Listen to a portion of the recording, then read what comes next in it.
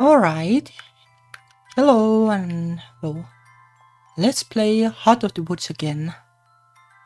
And by the way, like last week, I didn't realize but it was my 100th indie gaming stream. So it has been a little bit of queer games and hopefully it will be much more still. But yeah, let's play. Hopefully the stream is less hiccupy than last time.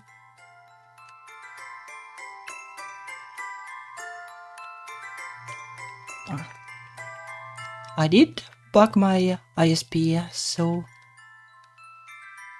they said that I should like reboot the router and replug the wires, and then they upgraded my internet, but I'm not sure if that's going to help, but we'll see. Hopefully it will. Hopefully it will, but no guarantees, sadly. So the last time probably got pretty far in the chapter 1, but sadly didn't quite make it. I would have liked to make it because it was interesting, but internet troubles. Oh, let me see. Okay. I know that you don't know me, and that so far, I haven't given you any real reason to trust me or believe me. Oh yeah, it was her coming here again and being a little creepy. Or maybe the audio level is a little bit high. But I hope that you'll at least give it a chance. Paranormal is really important to me. I've been a fan for years. But I'm not the type of person who would invite you to the middle of nowhere just to meet Tara. Yeah, probably she's not like that. Who knows? I got the feeling that it might be a little loud. Let me...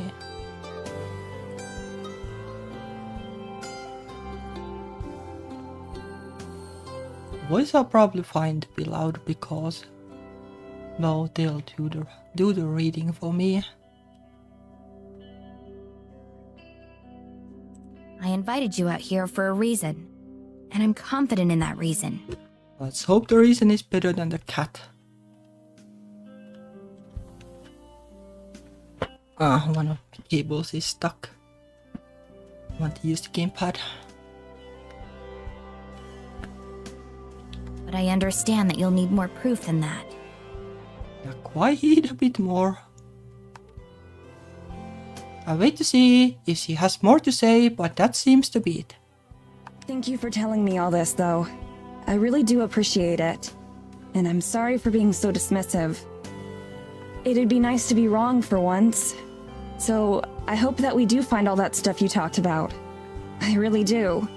Really? Well, yeah, I wouldn't mind the cave ghost. That would be nice at least. Tomorrow night, I was going to show Tara around the woods a bit. Would you like to come along? Yeah, I'll be there. Oh, it is illegal. Technically. I'm not sure if it's illegal, but at least like they aren't supposed to go there. I don't especially like the idea of wandering the forest at night, but I can't exactly say no after I just promised to be more agreeable. She nods and takes a careful swig of her coffee. Then she stands. Cool. Anyway, that's all I had to say. I'll get out of your hair now so you can get some rest. She heads for the door and throws it open without waiting for a response. The temperature plummets right away, and she turns back. Thank you for listening. I appreciate it too. But just so you know, I'll prove you wrong. Okay, confidence at least. She closes the door and disappears into the night. I don't know, like if I'm like supposed to say this, but like, you know, like there are people who say that they have seen like some supernatural thing, like a vision or something, and they can be like super confident about that too, somehow. We head to the appointed meeting spot, right at the turn of the hour. Even during the day, the forest felt hostile and foreign, but now at night, it's downright scary. Funnily enough, like I'm not actually afraid of like dark forests. It's more like the people, like if you see them, like that is scary. Just the forest like it is.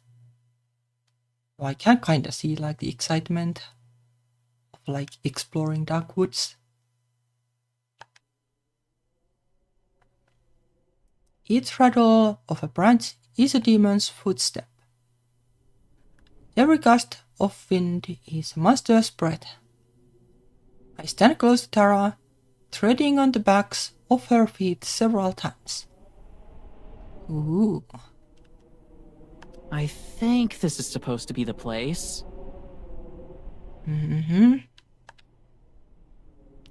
I look around the area. It's indistinguishable or something from the rest of the woods.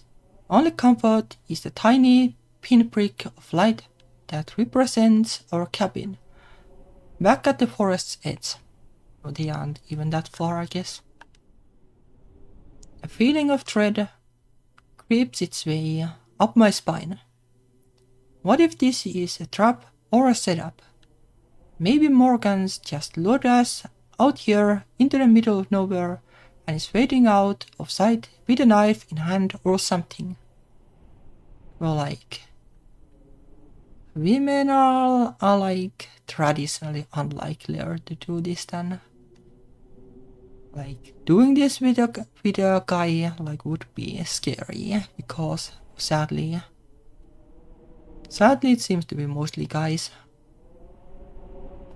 But like it is a pretty elaborate way to like get rid of YouTubers, I guess. Considering we traveled thousands of kilometers to get here, if this was a trick, we fell for it hard. Yeah, I don't think it is like... Yeah, it is a pretty long shot to do this for. Some stab action. Maybe we're early. I know that we are not. Tara sweeps the flashlight around, illuminating a few identical trees, before the light's beam peters off into oblivion. Maybe we should just go back. The light passes over Morgan, suddenly a meter away from us. Ah!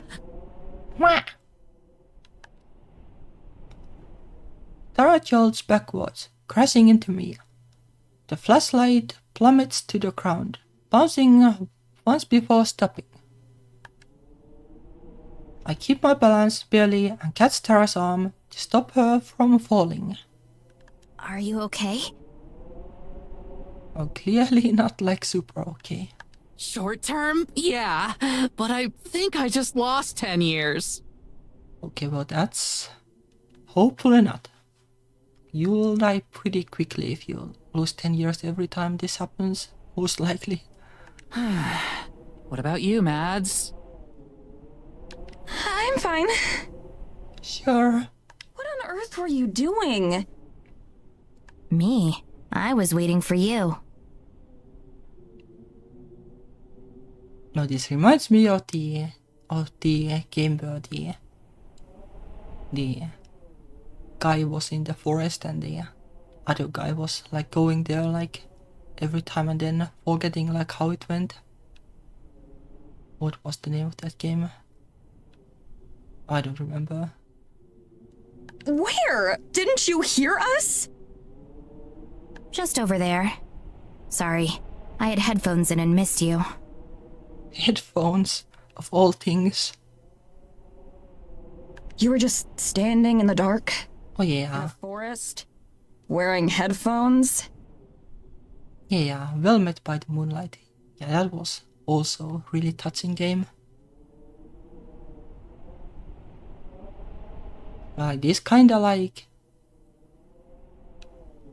well, being in the dark forest thing, like, well, I can see why it is so appealing as a story.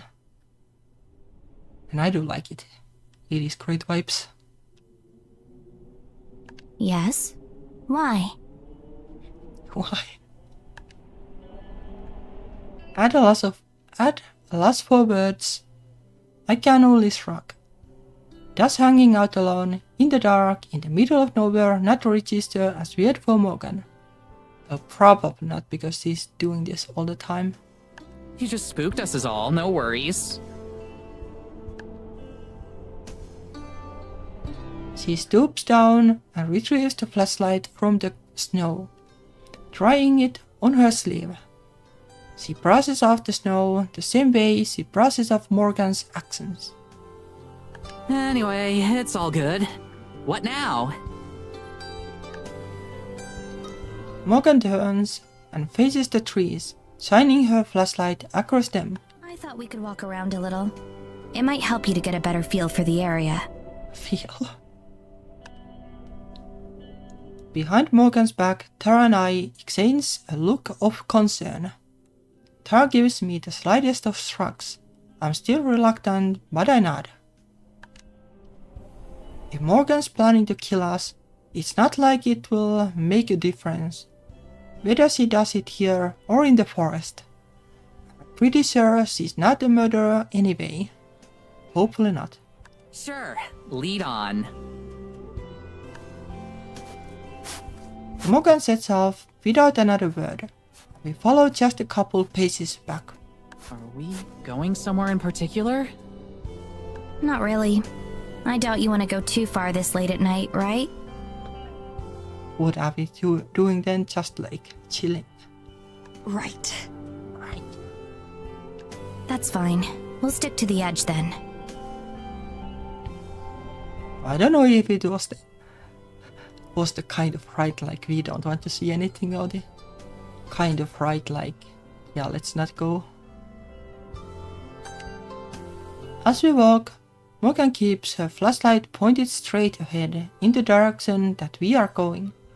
Tara, on the other hand, swings hers around, looking up trees and out into the abyss.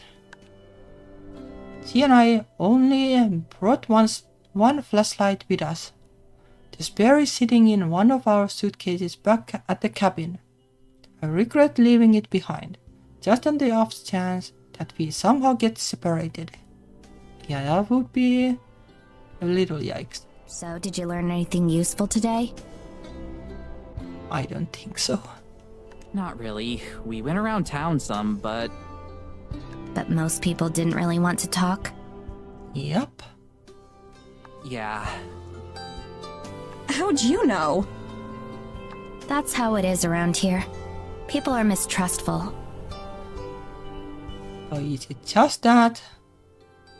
Well, I guess it could kind of work though. Like maybe they are mistrustful at Morgan too. I was kinda surprised by that. Figured with how out of the way it is here that we might have been, I don't know. Treated like celebrities? Hey now, don't project. But something like that. It's more like they isolate themselves by choice. What? We have internet and TV. It's just that lots of people choose not to use them. I'm guessing they probably had some not so nice things to say about me too, right? Ah. Neither Tara nor I respond. Our silence lasts for a bit too long. More drink now.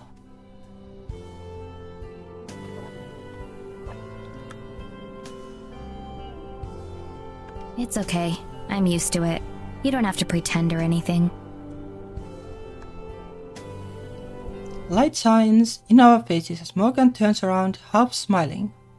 Hey, you two don't need another assistant back where you live or anything, right?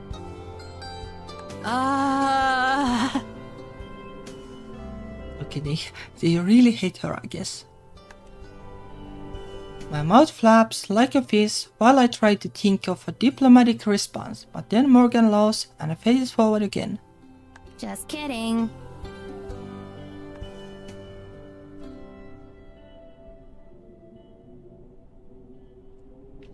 We trek on in awkward silence.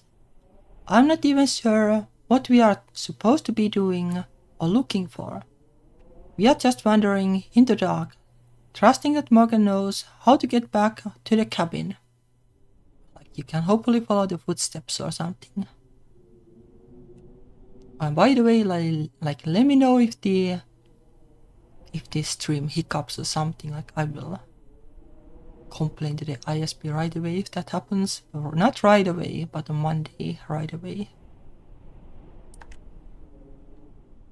It's cold and my feet are sore, and I'm once again regretting coming to Eisenfeld.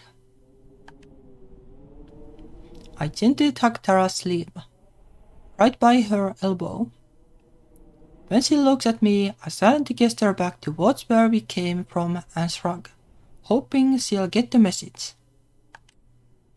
No, she nods back. I nod. She gives a worried look over towards Morgan, who's now slightly farther away.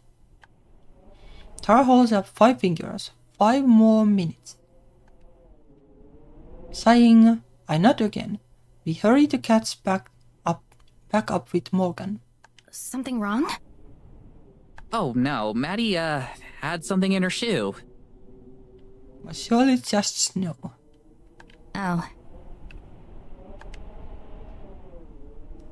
It's hard to tell if she buys it. I wouldn't. Mentally, I'm counting backwards from 5 minutes, already imagining the comfort of my bed and blankets back at the cabin. How I'm going to survive a whole month of this is an issue for future me to worry about. I got lost out in this part of the forest once. But that's how it's going to comfort them. 3 minutes and 32 seconds. 3 minutes and 31 seconds. Don't worry though. I know my way around now. Yeah, they mentioned something about that. I step on Tara's foot again, this time totally on purpose. I thought they might. Yeah, I don't know, like why you need to step on her feet, like at this point, like it is pretty clear that Morgan knows how people think about her. Her tone is still completely nonchalant. At least Morgan seems impossible to offend. It's too bad it looks like it's going to snow tonight. We probably shouldn't stay out too late.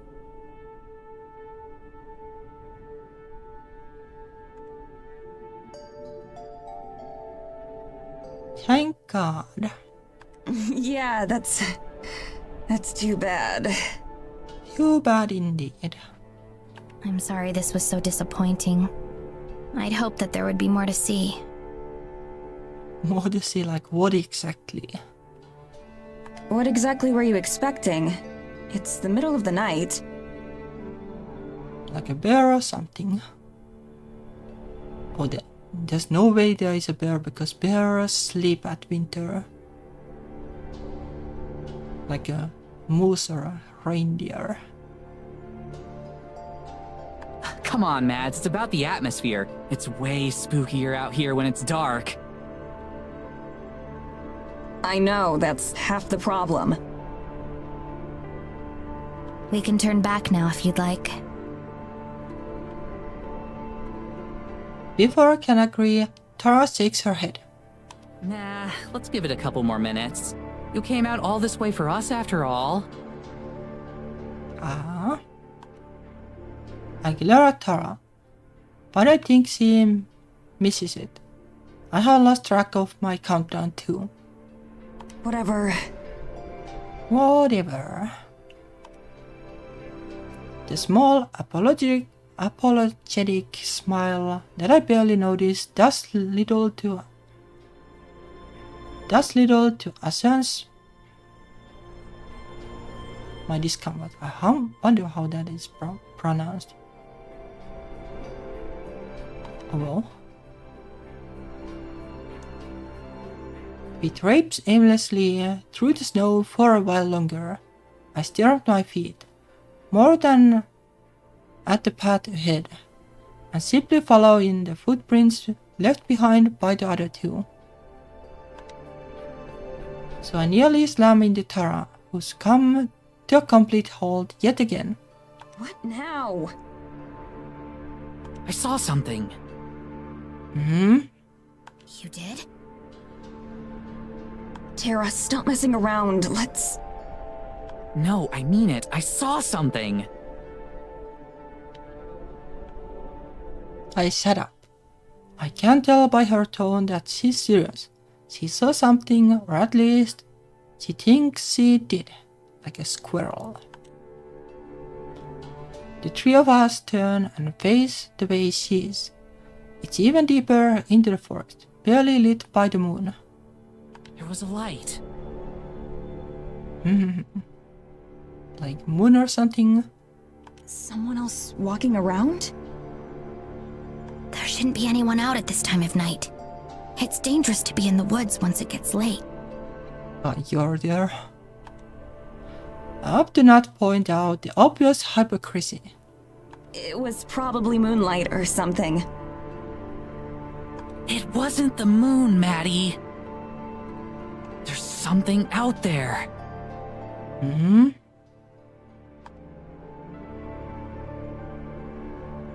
Both of them point their flashlights in the direction Tara's looking. Aside from more trees, there's nothing to be seen.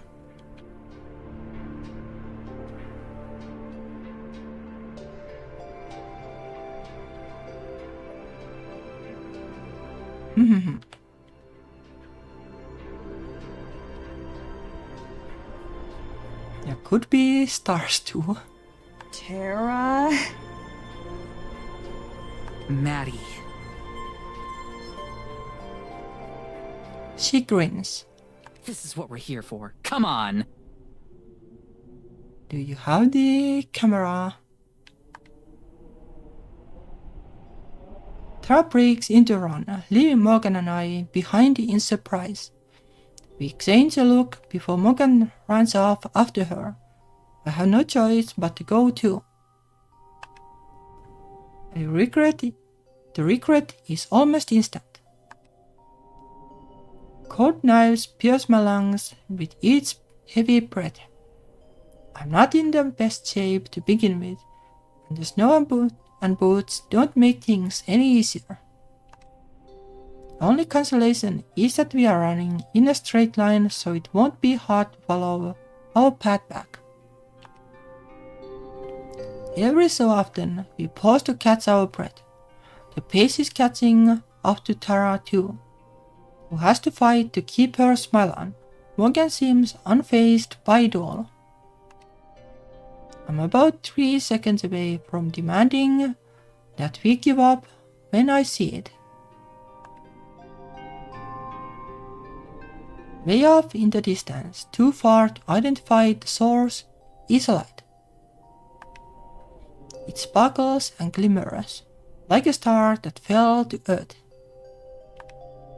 I fall silent, the words stolen from my mouth. Then Tara points, stating what we already know. There it is!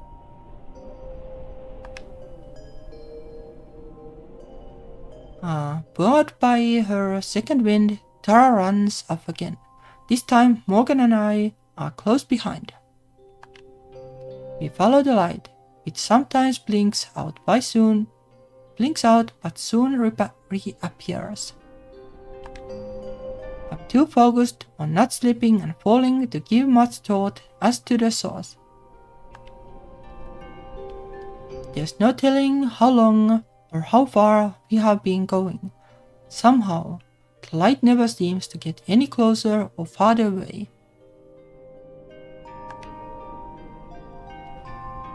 It's like it's running from us. Hey, wait up! Tara yells out in the darkness. If whatever it is can understand her, it ignores her.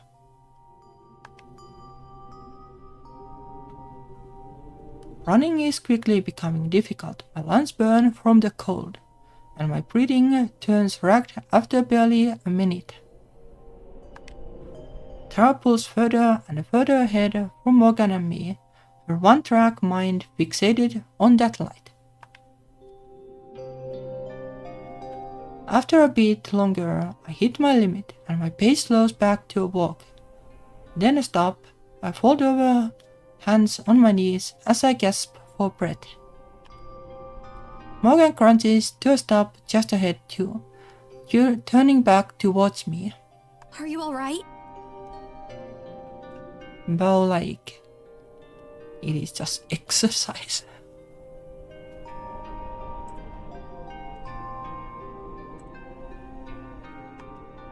I try to respond, but I'm breathing too heavily to be able to talk. I just wave my hand, gesturing for Morgan to go on ahead without me, but she doesn't. Are you sure? I force myself to stand and nod. I'm fine. In the murk, Tara's become a disembodied light herself, only the flashlight glow visible. I watch it bounce to a halt and then slowly make its way back towards us. You guys give up too easily. How are you not dead? I haven't seen you run in years. That's 'cause you never hit the gym with me. Well, there are like treadmills in gym, the only device I use at gym, basically. I don't know if she's joking or not, and I'm too worn out to care. So, what was that thing? Do you think it was your forest spirit?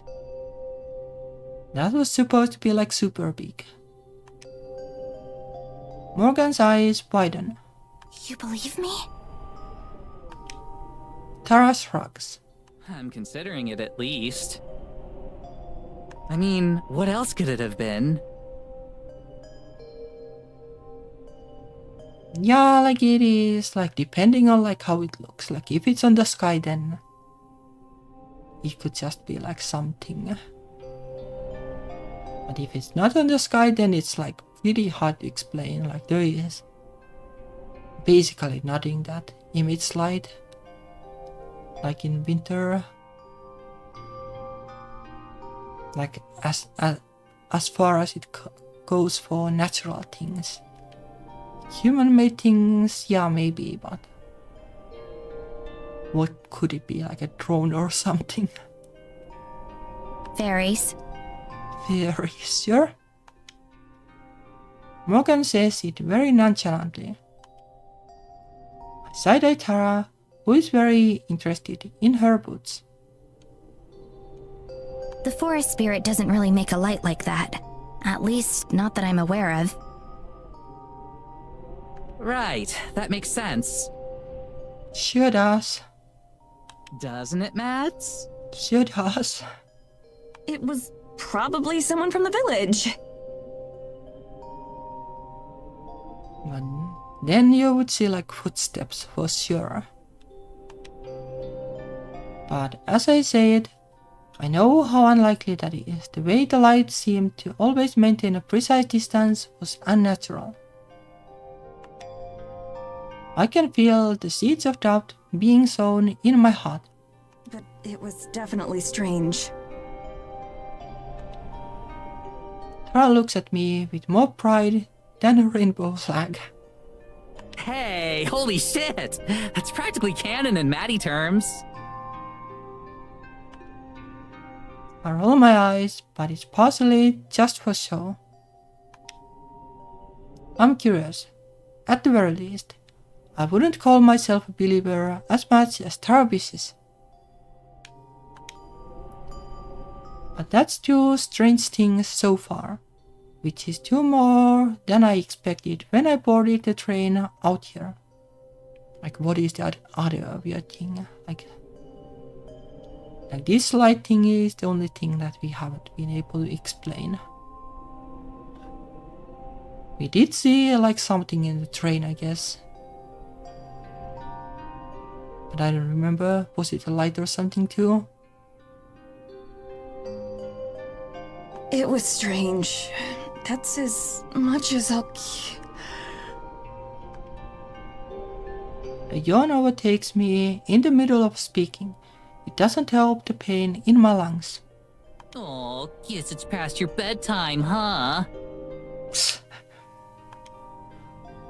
I kick some snow at her and it bounces uselessly off her pants.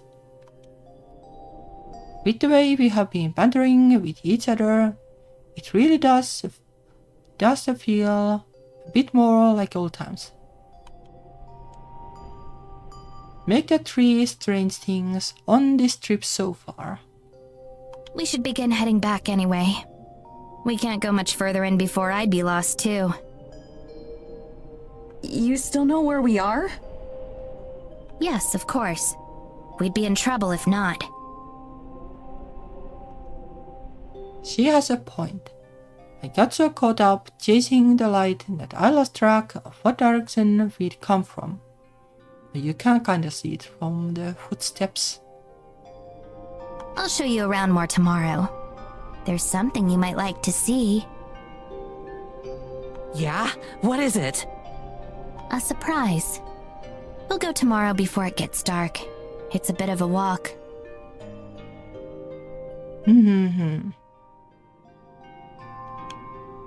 Does it have to do with whatever that light was? I have no idea. It's possible. Very vague. Story of my life.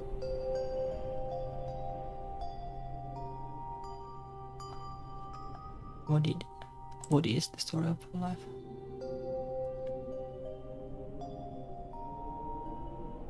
I have no idea it's possible, well. How is that the story of her life? Okay, well, we'll call it quits for tonight and pick back up tomorrow. Yeah, I guess. That's fine by me. Well, basically we know now that the village is useless and the forest is hopefully useful. Great! She hops forward, then pauses. Guess you ought to lead the way. Morgan smiles as she does just that.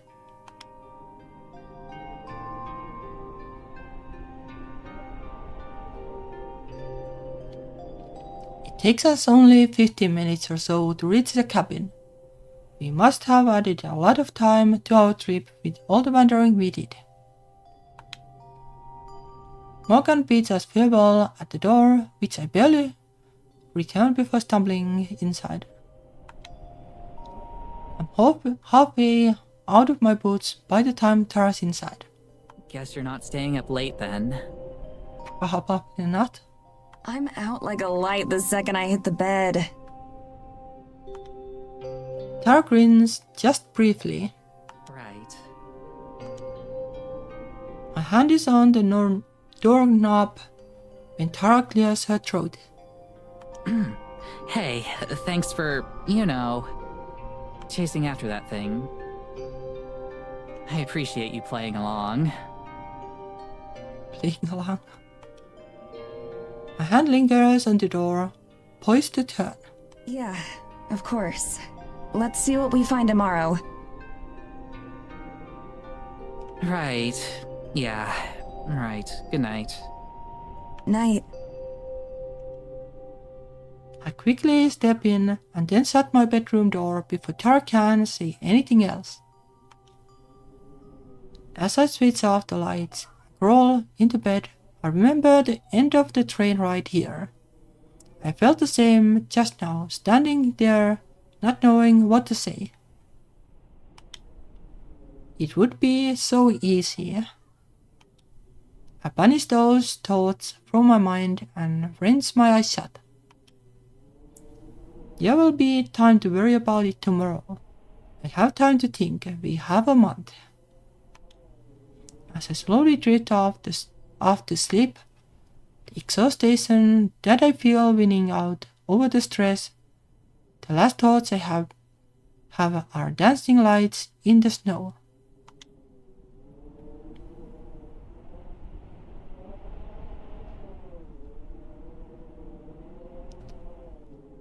We start to fall into a bit of a routine. Every day, Tara and I will get up and explore Eisenfeld or the surrounding area a bit. We never go too far into the forest, but just enough to set up some dramatic camera angles or to film some monologue segments for Tara. Once Morgan's done with work, she'll join us or show us around. Sometimes she brings her cat with her. Surprise, surprise, it still hasn't said a word. She keeps promising it eventually will. Ever since the night we saw the light in the trees, we have hoped to encounter something equally mysterious or interesting. No such luck, though. Any sort of hope or excitement that I had, any bit of belief that I had allowed myself to build up, has been squashed back down to resigned indifference. My trademark, I know. It took about a week of this before Morgan asked us to wait for her at the cabin, saying she was finally ready to show us that thing she mentioned. She still wasn't any more forthcoming with what it was, but over the week we had known Morgan, I'd gotten a little more comfortable with the idea. If she was gonna leave us in a shallow grave or something, she'd had plenty of opportunities to do that already. The heavy clouds overhead promised a darker night than the past few, and probably heavier snowfall. We won't be able to stay out very late. Even with Morgan's guidance, the possibility of being caught in a snowstorm is hard to ignore. Tara paces back and forth outside as I linger in the doorway, trying to enjoy the warmth from the cabin as long as I can. Finally, a fashionable 15 minutes later, I spot Morgan heading down the trail from the village toward us. Tara chips off to intercept her, and the two of them approach together.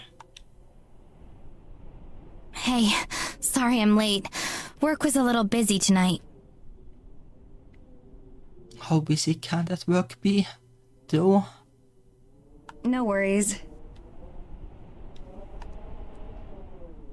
Well, that answers one of the myths of Eisenfeld that I was curious about. Whether or not anyone ever actually shops at Morgan's store. Tara bounces around between the two of us, roaring to get going. Morgan smiles approvingly at her. So, you said you had something special planned for tonight, right? You spent the whole day trying to guess what it is. Probably just like Forrest. I think I've narrowed it down. It's either a crashed UFO, the Fountain of Youth, or Elvis. Sure it's Elvis in the woods. Sounds really plausible.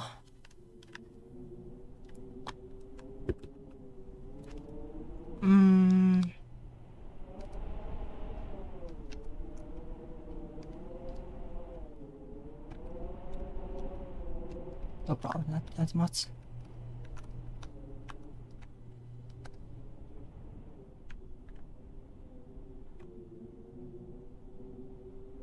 Those are the ones you narrowed it down to? Someday, Mads, it's gonna be Elvis, and you're going to wish you'd believe me.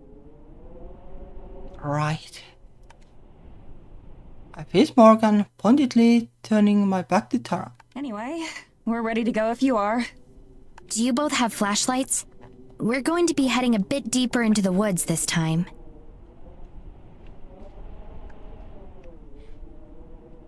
We both hold up our lights in unison. After our first venture into the forest together, there's no way I'm ever going out there without us having a flashlight. Just having one makes me feel more self-reliant. It helps suppress my anxiety a little bit, just a little. Great, follow me. We circle back around the cabin and head into the woods. I've been waiting to show you two this since you got here. You're going to love it. I wonder how the story would work without the time skips. Though I guess it is one of the writing techniques that I haven't really used too much.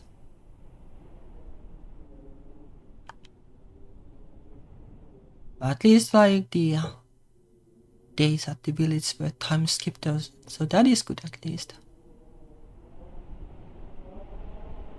Tara starts to vibrate again, clearly soaking up the suspense. As much as I hate to admit it, she's got me pretty curious too. I'm not sure what she could be keeping secret out here, and for so long. This isn't going to be dangerous or anything, right? Probably not. Probably. I like those odds. We set off at a fairly brisk pace. Tara makes it a point to walk right by Morgan's side, taking short and hurried strides. If she doesn't find out where we are going soon, I'm pretty sure she might actually explode. Okay, I'm gonna keep guessing. Ancient graveyard, fairy circle, satanic ritual, Sasquatch den? Graveyard like that would be normal. Kinda. Close. It's a church. So the Church of Yuri or something. Tara stops dead in her tracks. Wait, a church? Was Maddie right when she said you were gonna try to get us to join a cult? Yeah, could also like Elvis could be singing there, why not? I never said that. I might have said that. I don't remember if she did.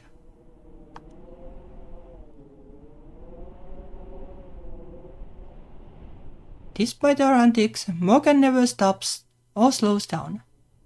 Nothing like that, I promise. It's really old. Older than any of the buildings you've seen in Eisenfeld. The people who built it are ancestors of the residents today. I guess they were what you'd consider pagans. They worshipped a god of the forest. Whoa. Well, that could be good YouTube content, even if there's nothing you can film that and explain stuff about it or something. I expect more to the story, but that seems to be Morgan's stopping point for now. She focuses on the path instead, swinging her lantern around in an arc as she looks for whatever it is that's telling her where to go. Every single tree around me looks identical, but I guess one of them is a little more special than the rest. When she sees whichever one that is, she starts to lead us on again.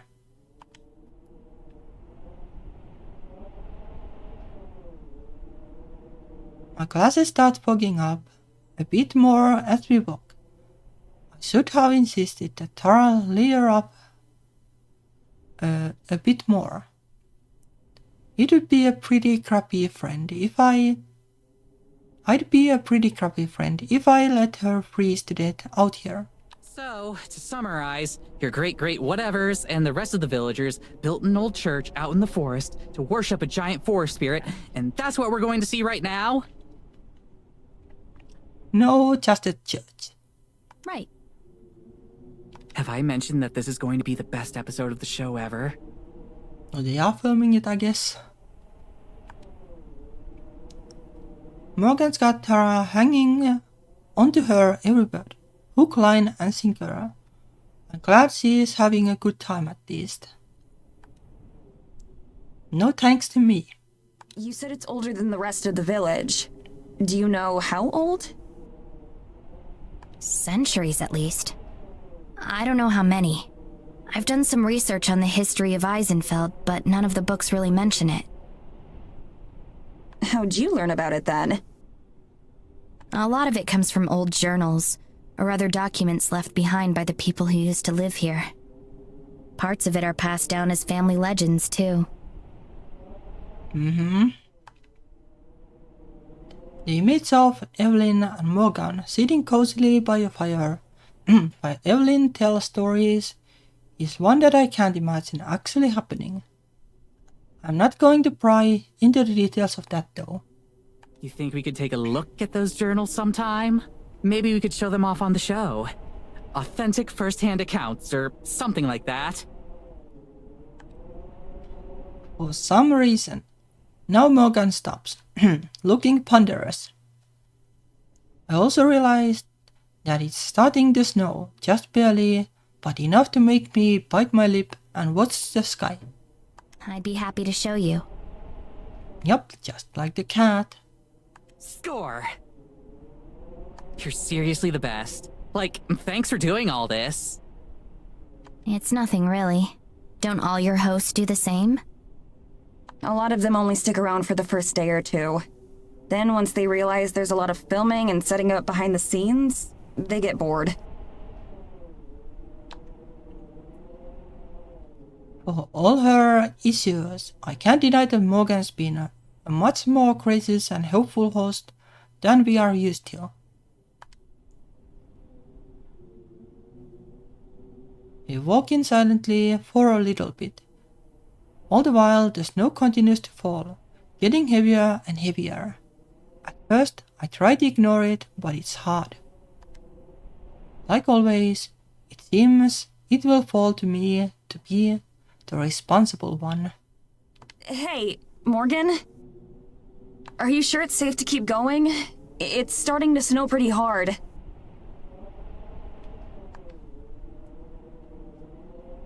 Both of them look up as if they hadn't noticed. Oh, you're right. Now it's Morgan who turns around and looks back the way we came. I can practically hear the gears turning in her head. Tara watches, looking anxious. Also, she only worries if Morgan starts to look uncomfortable. It's going to get bad pretty soon. That's great news, I guess. She says it so matter-of-factly that at the first, the surety of her words don't register. Then, every single alarm bell in my head starts ringing. What? How soon is pretty soon? And how bad?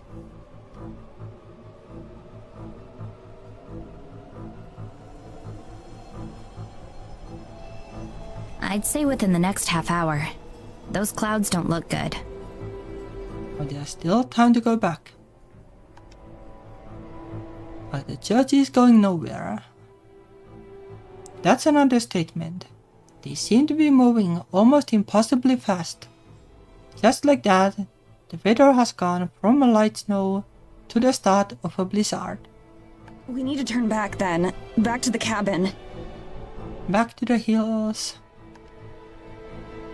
I take a couple steps, but the fresh snow has made it harder to walk.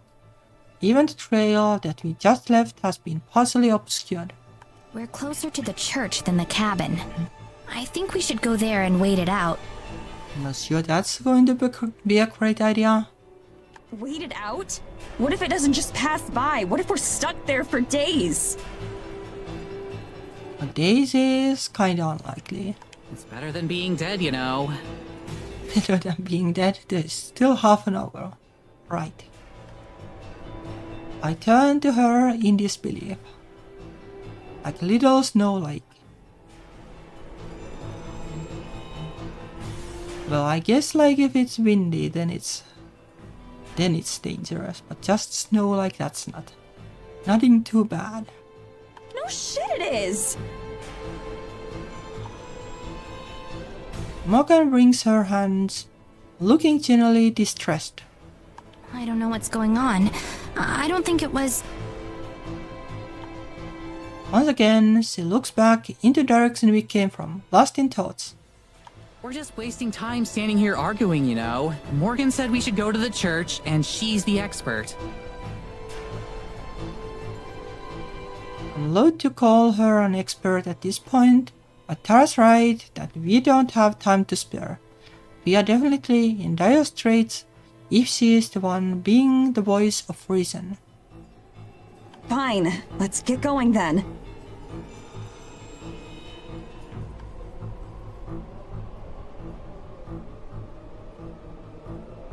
We don't waste any more energy on talking.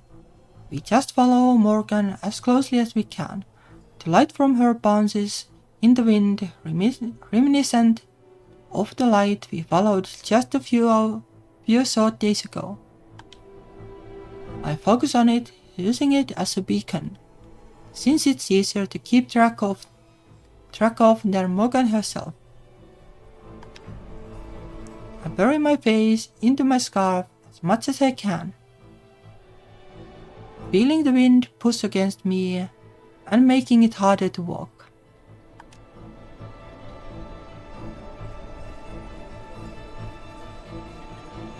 By now, the world around us is starting to grow more and more blurry. It will be a whiteout before long. My heart beats hard in my chest as my anxiety starts to skyrocket. We keep walking, huddling closer together as we press on.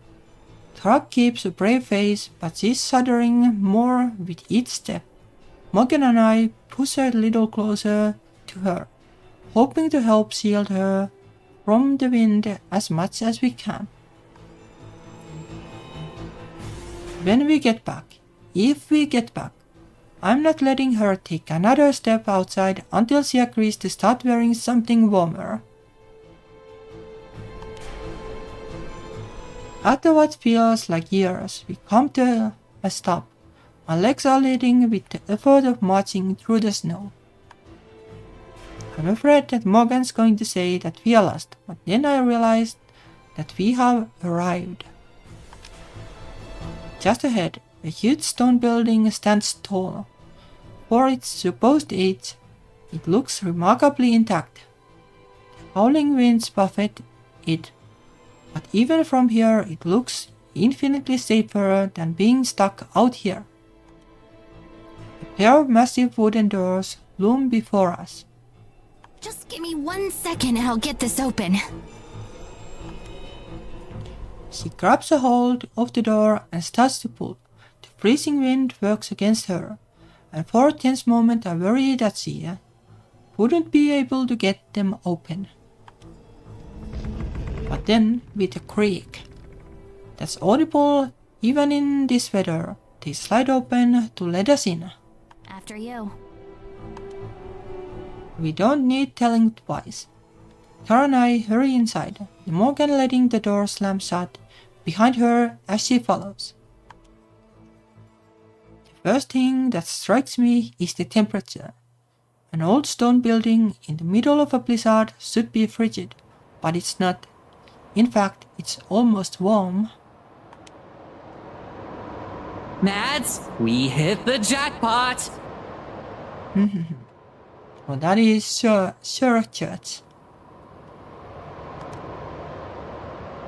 The sound reverberates around the massive chamber, leaving a faint echo in its wake. When Morgan said the church, I figured it would be some small wooden shack beat the tacked on steeple. What this? Tara's flashlight beam dances wildly along the walls as he spins in circles, trying to take in every last detail all at once. This is nothing sort of incredible. I let my light drift as well, but slowly enough that I can actually take the time to process what I'm seeing. Want to reduce the wind.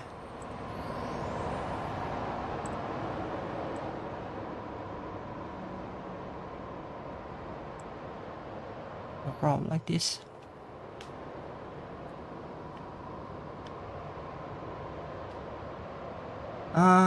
The whole interior is remarkably well preserved. A few broken pews, a couple pieces of collapsed stone, and a layer of dust on nearly every surface are the only things that make the place seem anything less than brand new. Looking closer at the building itself, I can see various flourishes or designs decorating the walls and railings. Whoever built this place, they built it as a labor of love. The centerpiece is a massive stained glass window that dominates the center of the far wall. Its brilliant colors form an intricate pattern. I make my way over to Morgan, who's currently watching Tara dart around the building with a small, satisfied smile. It dissipates as I approach. Even though I'm relieved to be out of the storm, I can't believe we ended up in this situation in the first place. Before I can say anything though, she beats me to it. I'm really sorry about this. I truly am. If I'd thought the weather would turn so foul, I'd have never suggested we come out here. The last thing I want to do is place you and Tara in any danger. I just wanted to show the two of you something tangible. Something different. I swallow my harsh words. Chastising her wouldn't do us any good. Plus he's right that the weather changed way faster than I would have expected or even thought possible. So I just rub my shoulders, trying to message some warmth back into them. Don't apologize yet. There's still plenty of time for us to die of starvation or something like that. Like starvation supposedly kicks in like pretty slowly. Like thirst maybe, but you can eat snow or something. I guess. I think it's more likely that we die of exposure first. Oh, that too. No, that's reassuring. Like you can like burn the chairs or something, right? Suddenly, a beam of light swipes across my face. It comes from Tara, on the other side of the building. Hey, come check out these books! Morgan and I both start to head over. By the way, how do you keep it so warm in here? I was looking for a heater or something, but couldn't find one. It's magic, I think. Magic.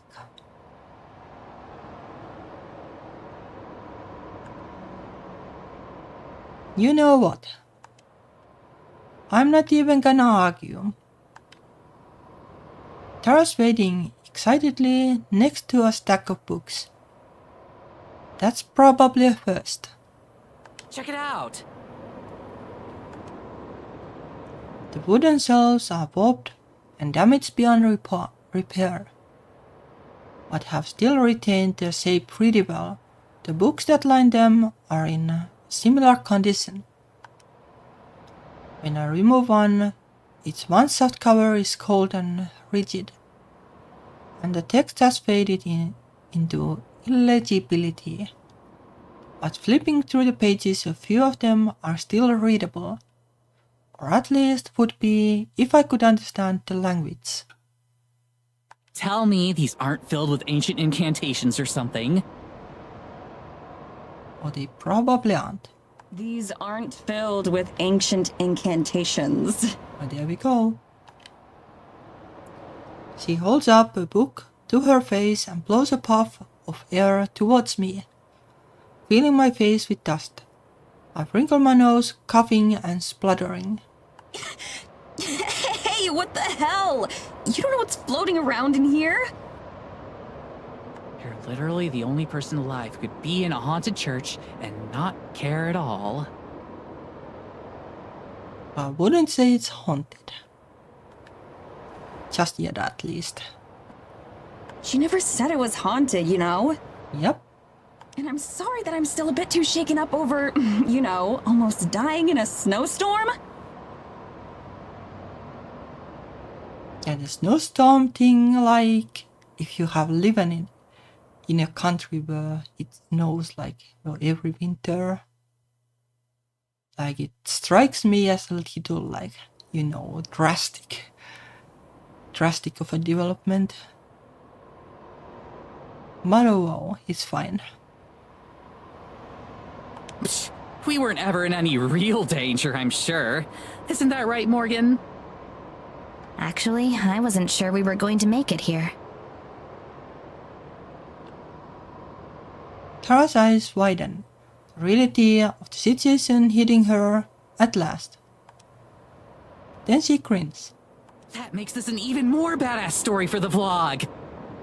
Sure. Mads, you'll have to go hard on the wind sound effects. Maybe we should set the camera outside, get some footage of the blizzard? But the wind sound effects are allowed. She hurries over to where I'd abandoned the camera on one of the pews and picks it up, dancing around as she frames mock shots. I open my mouth to tell her how dumb that is, when a trickle of dust spirals past me. The whole church shakes with a slight tremor, and more dust is displaced. Uh-oh. Earthquake? Well, more like the wind breaking the church, I guess. That would be the icing on this cake. It would also be horrifically ironic if we survived the blizzard only to die in a freak earthquake. Like there are like some earthquakes here, but it's more like feels more like a truck driving past a building or something. Well, few, meaning that I have ever felt like one.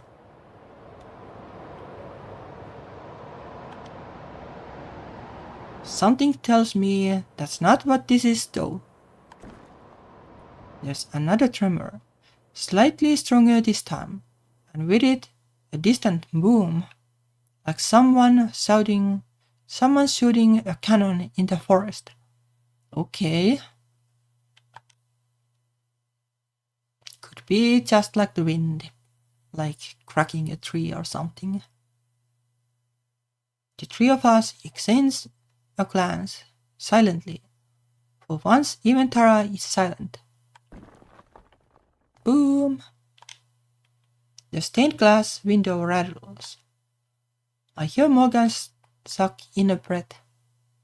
When I look at her, her eyes are wild and confused.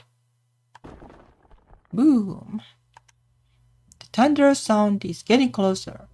Then there's another sound, a blistering crack that I recognize as a tree splintering. No winds, no matter how strong, should be able to do that. Oh, they kinda can. Trust me. Like a couple years back or something, like there were like really strong winds and like they like made some trees fall over around here. Well, it's every few years like that kind of things happen. Wordlessly, Tara heads over to the front doors. Though my first instinct is to call her back to what I hope is safety, I find myself more curious than afraid.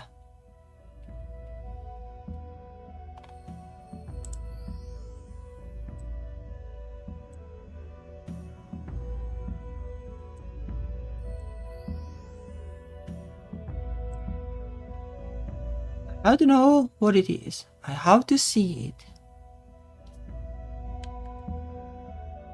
Morgan lingers behind us, unsure of what to say or do. Tara reaches the door and presses her shoulder against it.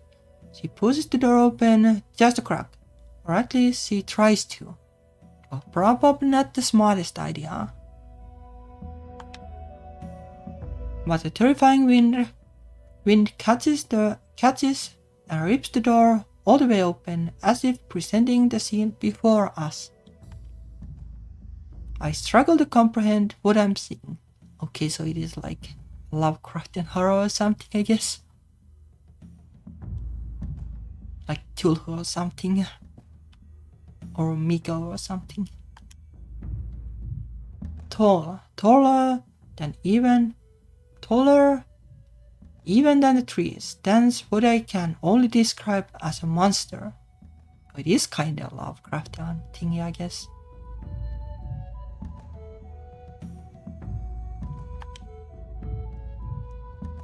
Two enormous, luminous red eyes peer out across the black expanse of the night sky. Neither the howling wind nor the biting snow seem to affect it at all. Oh my god. That's not possible! This can't be happening. This can't be real. My legs are about to collapse under me. My heart drops like a rock in my chest, and every heartbeat sends a rush of blood through my body, so strong it drowns out the cacophonous storm. Tara fumbles with the camera, her hands shaking violently, causing trembling. She struggles to lift up to her face, revealing losing her grip as she tries to focus on the thing in front of us. I don't know how she can even have the presence of mind to do that. My thoughts are a blur, as my mind does its best to process what I'm seeing. It's like the forest itself come to life, like a whole mass of trees just uprooted themselves from the ground to form something that can't possibly exist. Branches twist and contort into each other. One tree splits into 10, wood rotting into decay and growing anew again, spin from the impossible red center. Two immense horns pierce the sky, looking like lightning bolts permanently imprinted against the clouds. Every thought that I can manage to form is fleeting. Every rational part of me tells me that what I'm seeing shouldn't exist, that it isn't possible. Yet here it is, undeniable. All I can do is stare. The red glow glows brightly, burning my eyes, like it's staring right back at me. Maybe it is. The beast shuffles forward, its feet obscured by the forest below. With each movement, there's another massive echo. Trees cackle and snap beneath its immense weight like twigs, flattened to nothing and buried under the snowfall. Well, that's a reason to not go to the woods, I guess.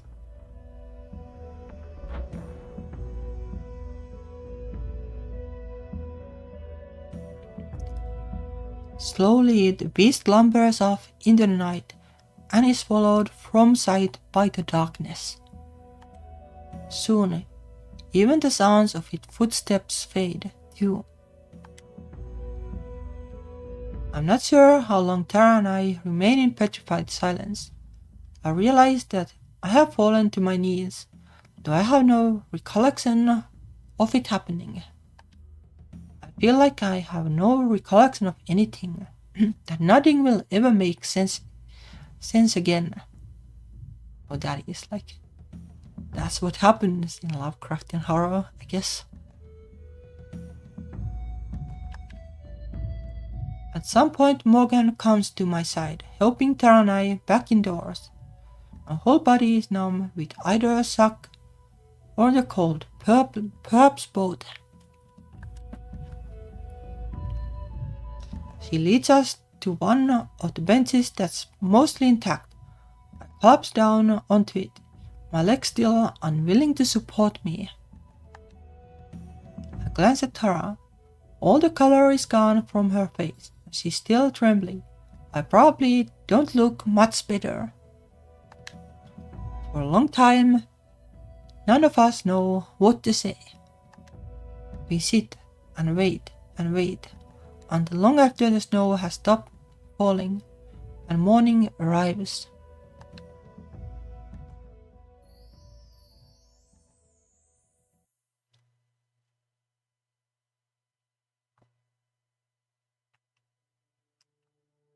Well, that was interesting. I don't say a word. On the way back to the cabin, how can I? How do you vocalize the knowledge that your core understanding of the world just turned out to be wrong? It feels like the ground beneath my feet dropped out from under me. My steps are unsteady and I feel nausea come up like waves. My head pounds hard. I have always prided myself on my healthy skepticism, but I can't deny what's right in front of me. My thoughts scramble to find some way to explain it. Some way that I can piece it together in a way I can understand. But it's hopeless. Tara and I still stuck mute. I'd expect her to be bouncing off the walls, to be unable to calm down. After all, this is what she's been after for years. Ever since we started the show, ever since she first had the idea for the show. Now that we have finally actually found something, neither of us know how to react. She keeps playing the short clip she recorded over and over again, watching it until the battery runs dry. A lot of it is unusable due to the snow and her shaky hands. But there are still a few seconds of clear, uninterrupted footage. The ratings are gonna go off the charts. We are going to have to prepare for endless barrages of questions and accusations of doctoring the footage. This will mean interviews, national news, maybe even a book deal. Nothing will ever be the same again. But all we can manage is silence. Morgan's the only one who seems somewhat calm, though even she is a bit shaken. She's the one who coaxed us to leave the church and start heading back to town. It's the obvious thing to do, yet somehow the suggestion sounds like a crazy idea that I would have never come up with myself. All of my thoughts are mush. If it weren't for Morgan, I'm sure Tara and I would both end up wandering the woods in total shock. I can barely manage a slow stumble as I follow from way behind. Thick, fresh snow impedes the path. The blizzard subsided, but the harsh winds bite at my exposed skin. It all feels like too much. Maddie, are you okay? It takes me a few seconds to even register her voice, and a few more to realize she's looking back at me with genuine concern. Yeah, I'm fine. My brain screams to ask for help, and my body feels moments away from collapsing.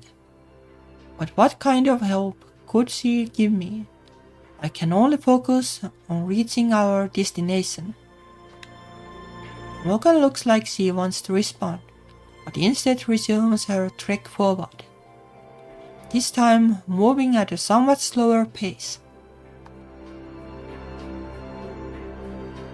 After a while, the faintest light in the distance comes into view, the cabin. Our light, our refuge in darkness. Tara's pace quickens into a near sprint, like she had been waiting for this moment. She rushes and crosses the distance, disappearing inside. Morgan walks alongside me. She opens the door, following inside behind me. I feel a sudden pang of guilt over how much I have disregarded her before now, especially since she was actually right. As soon as I reach the couch, my legs give out from under me and I fall into it like a ton of bricks. It isn't until I hit the cushions that I realize I nearly crushed Tara, who was already collapsed next to me. Sorry. She doesn't say anything. She might not have noticed. I thought that getting back to the cabin and safety would renew her enthusiasm. She should be running circles around me, screaming, "I told you so." Everything about her whole existence has just been validated. She's just looking down at the ground without saying a word. Her bangs obscure her eyes, making her face unreadable. Her chest rises and falls in an odd rhythm. Then I realize that, just like me, she's still trembling. The monster's silhouette flashes through my head again, huge and terrifying, the red light shining down to the very center of my being. Here, this will help. She sets 2 glasses of water down on the table in front of us. I didn't even register her coming over here. Tara clears her throat and leans forward. Thanks. Seriously. They are the first words that she's spoken in what feels like hours. She manages a small sip, but most of it trickles down her shirt. I don't even reach for my glass, knowing that my hands are just as shaky, if not more. My entire worldview has shattered. It's going to take more than just a walk in the snow and a glass of tap water for everything to sink in. How are you not freaking out? Have you seen that thing before? No, that was my first time as well.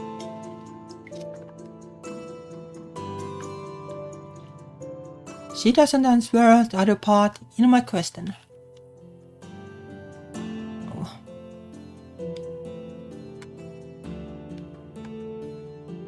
Tara continues to slowly drink her glass of water, while mine remains untouched. At some point, Morgan goes into the kitchen and prepares a pot of coffee.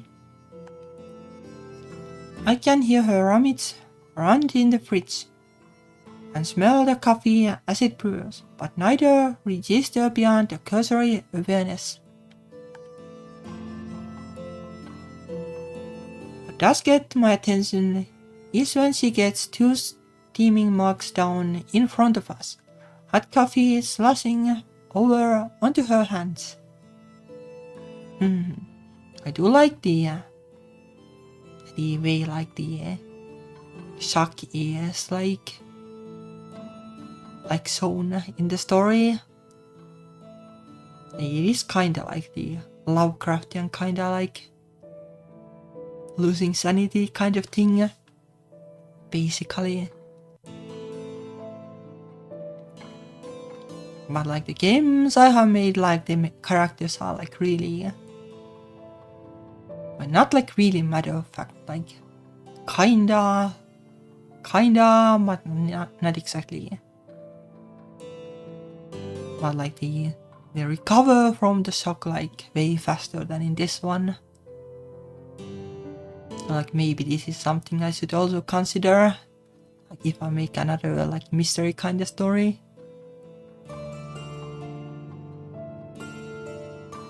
Drink this. It'll help. I do as I'm told, lapping at the brew since it's too hot to sip. Tara does the same. Morgan sits beside her on the couch, draining her own mug much faster than we do as she gazes out the window. By the time I'm about halfway through my own, I do feel a bit better. Whether that's because of warmth, the caffeine, or just the placebo effect, I'm not sure.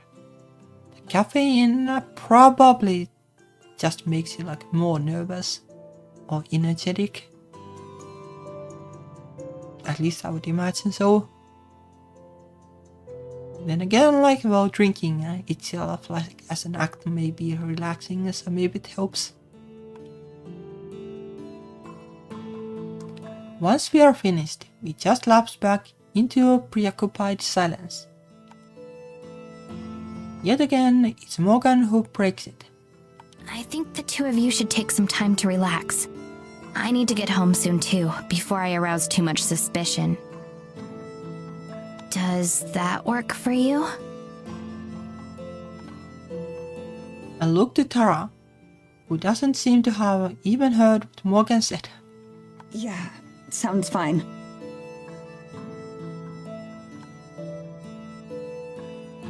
Let's hope that like Tara has like a little bit of sanity points left, otherwise this story will take like an interesting turn. The more that I think about it, the more appealing it sounds.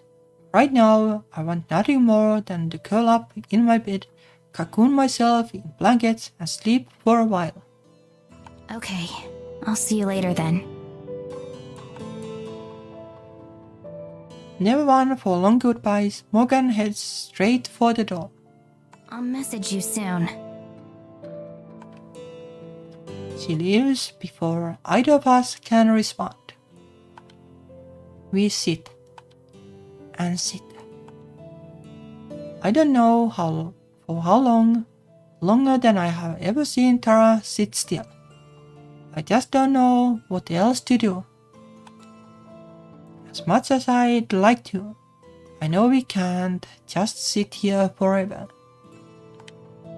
The knowledge that we'll soon have to return to mundane, everyday things feels unreal. We just witnessed something magical and life-changing. How could we just go back to normal life? But I know that in truth, the world hasn't changed at all. Just our knowledge of it. No matter how long we wait, the outside world will continue to pass us by. It feels like an eternity passed, but Tara's voice breaks through the silence. I'm not sure if I feel asleep or not, but I react with a start, and my heart beats 100 miles per hour. So, what do you think? But it was like a giant like tree thingy. About which part? There's a lot to take in.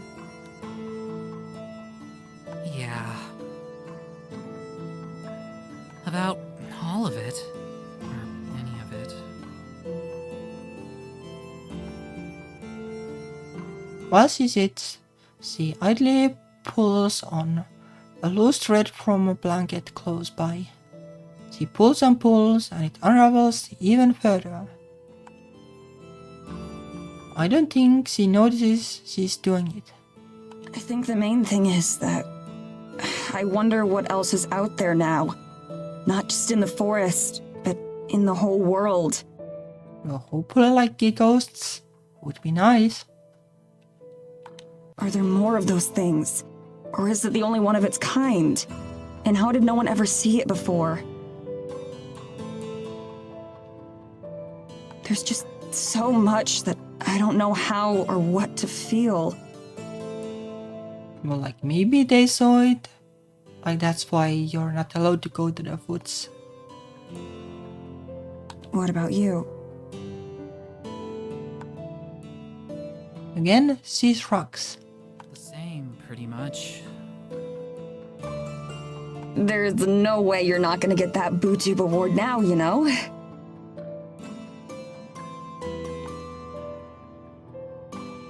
It's a surefire joke. It should be an easy smile, but she doesn't react at all. Probably not. Think I'm gonna crash. Good night, Mads. Just like Morgan, she gets up and leaves without even giving me time to reply. There's barely 5 seconds between her saying it and her bedroom door slamming shut behind her. It's not at all the kind of response I'd expect from Tara, but these are far from normal circumstances. All that I can do now is wait for her or for Morgan. Wait and wonder.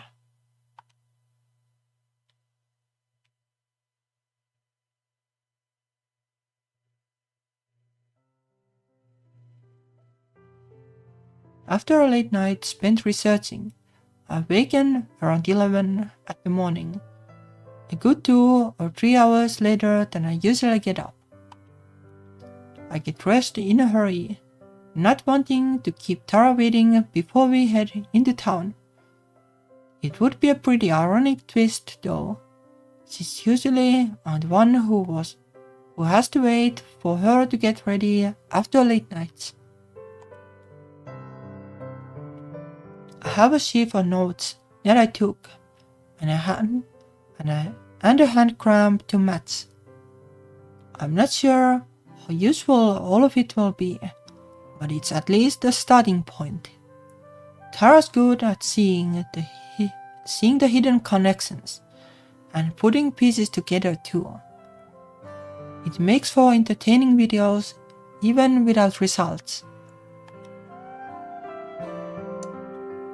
Out in the living room, a lukewarm pot of coffee and a used mug are the only indication that she's awake. Hey, I'm up now. Slept in a little. I'll be ready to go in a sec. I call out from the kitchen, preparing my own cup of coffee. She doesn't respond. I wonder if she can't hear me with the door closed. I go and knock on the door, being careful not to spill any coffee on myself. No response. I knock again, louder. Most likely she has her headphones in. That or she fell back asleep. You ready? I'm good to go. Let's hope she's not a goner. I have a bunch of notes and research too. Maybe we could go over some of it with Morgan. Silence. She's not that heavy of a sleeper. I knock again, even harder, but she still doesn't answer. I jiggle the doorknob a little bit. It turns easily. Open the door slowly, giving her ample time to yell and interrupt me. But she doesn't. Her room is empty. She left without me. I let go of my carefully arranged papers, suddenly not really caring that much about them as they flutter to the floor. My hand shakes, hard enough for coffee to spill out of the mug and staining the pages below. Why though, like is that like unnatural that she is the first one to wake up? So that's how it is, whatever it is. I swallowed the lump in my throat, forcing myself to not overreact. Maybe she tried to wake me up, and I slept through it. Or maybe she just went out for a walk and will be back soon, so that we can go into town. There are 100 different benign scenarios for what could have happened, but in my heart I know that she did me, plain and simple. Why though? I go to the sink and dump out the coffee, my appetite suddenly gone. Then I pick up the papers that I dropped. A few are ruined beyond legibility from the coffee, but it's not like anyone will miss them. I throw them in the trash, along with the other paper towels that I used to clean up the spill. I gather the rest of the papers in the pile and leave them on the kitchen counter. Throwing them away feels like a waste, but I don't really want to look at them right now. Like, what is happening? Like, she's thinking that Tara basically took the camera and the footage and ran for it.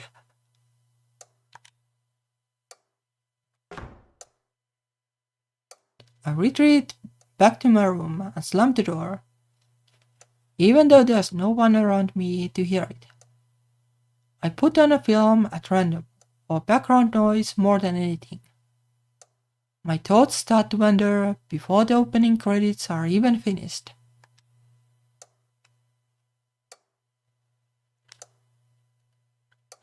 Let me drink a little bit.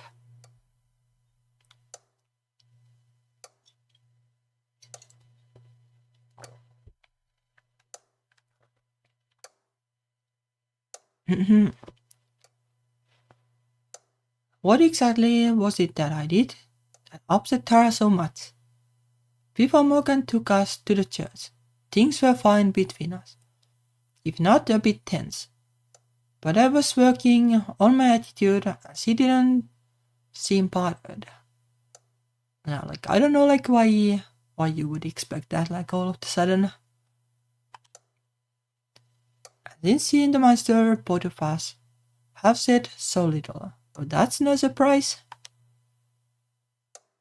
So I'm just left wondering what I did wrong. I wish that she would talk to me and at least help me understand. But like, I'm about 15 minutes into the film before I realize that I have the French audio track playing without subtitles and that I haven't understood a word of it. I close my laptop and stare blankly at the wall, since that's the only thing I can do and not mess up right now.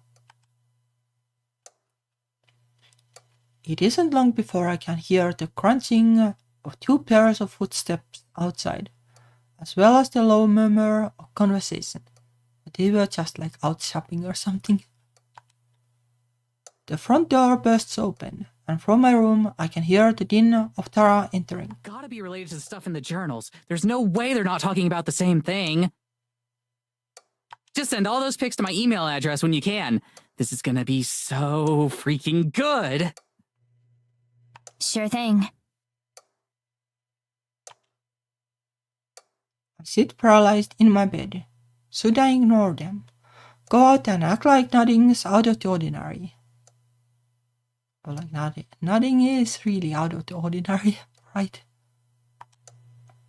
Part of me wants to just hide in my room, but the way Tara and I have always gotten over our arguments is by being open about our issues. Or like there isn't even like argument, right?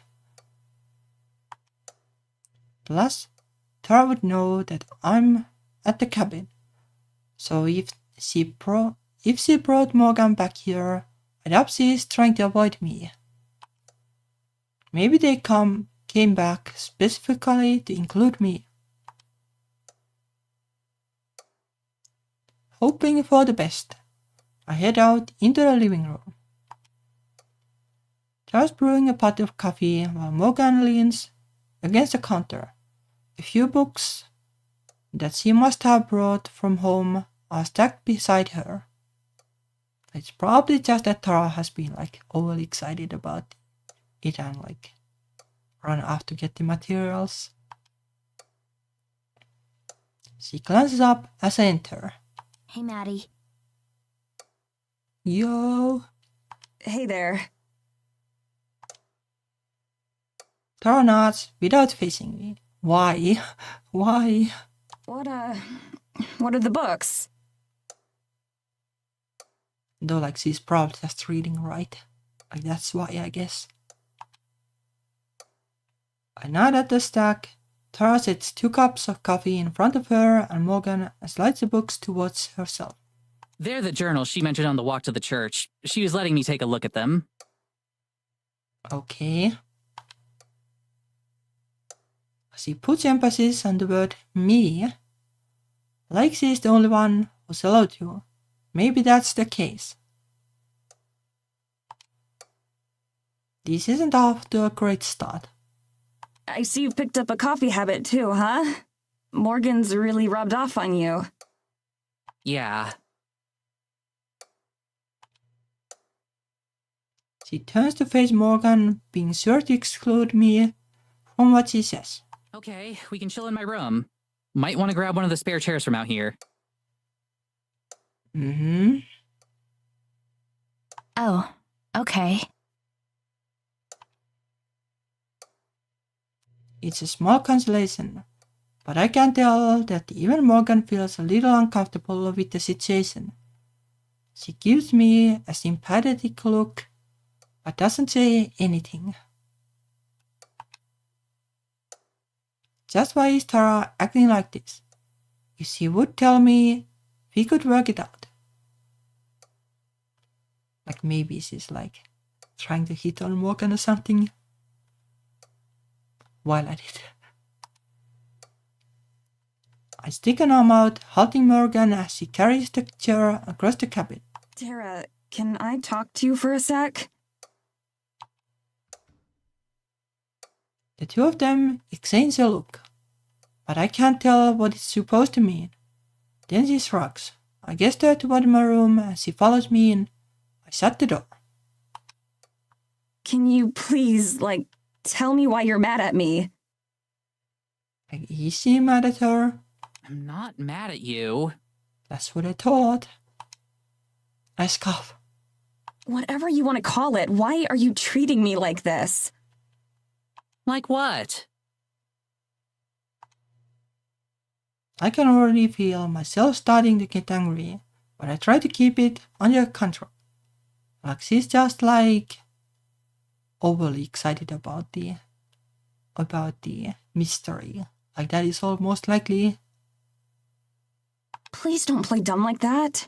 You barely talked to me for 3 days. You ditched me this morning, and now you're going out of your way to exclude me. 3 days? Where did the other 2 days go? I don't know how to interpret that as anything other than mad. I have no idea what I said or did to piss you off, so I don't even know what to apologize for. Tara runs a hand through her hair and looks around my room.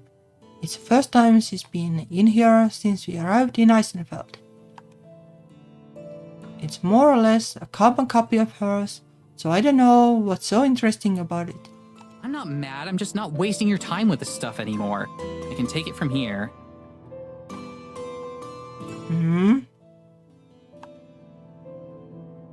I'm not quite sure I heard her right. Sorry, what? Although there is the thing that, well, Maddie is going to leave the show anyway, right? I said I can take it from here. Take what exactly? The show, I guess? The vid. I mean, you're quitting anyway, so I've got to learn how to do all this on my own, right? Pretty much, I guess. But... that's not... That's kinda how it is. I don't even know what to say to that. Why not ask me at least? Or even tell me? That's so screwed up. How do you figure? Every day since we've got here, you've talked about or at least shown how you don't want to be here. I don't know about that though. You even said it yourself. You had to make an effort to be less bitchy whenever we go out. And that's just how she is. So, now that there's a solid lead, I can figure out the rest of it myself. Or at least with Morgan's help. If you want, I can buy you an early train ticket home or something. Next one should be coming through in a day or two. You don't have to keep pretending to care. Hopefully not, because we haven't even seen the ghost yet. The whole time, her tone never changes. It's flat and emotionless. I wonder if that's another result of Morgan's influence. I wait, expecting there to be more, hoping that there's more. There isn't. I stand there dumbfounded.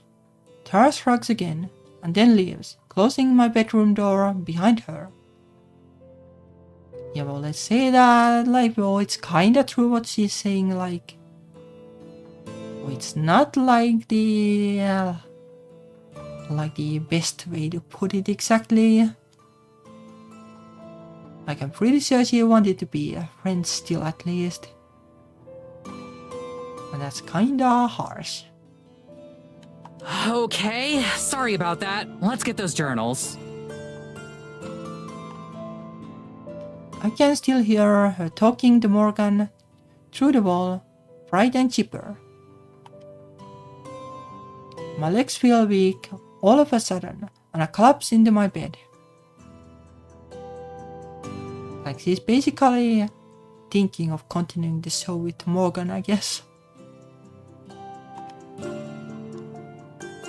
Through everything, my own misgivings and concerns about my future, choosing to quit the show and telling Tara about it, and even witnessing the monster at the church, I managed to keep my composure.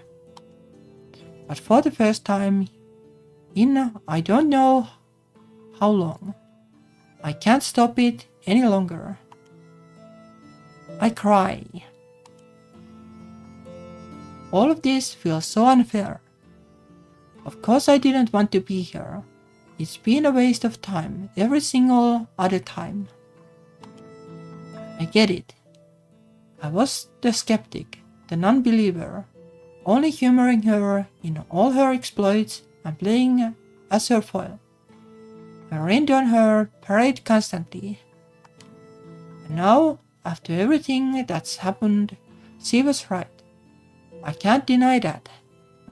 But why does that mean I don't deserve to be involved with it now? Maybe she took my leaving personally, even though I swore that wasn't the case.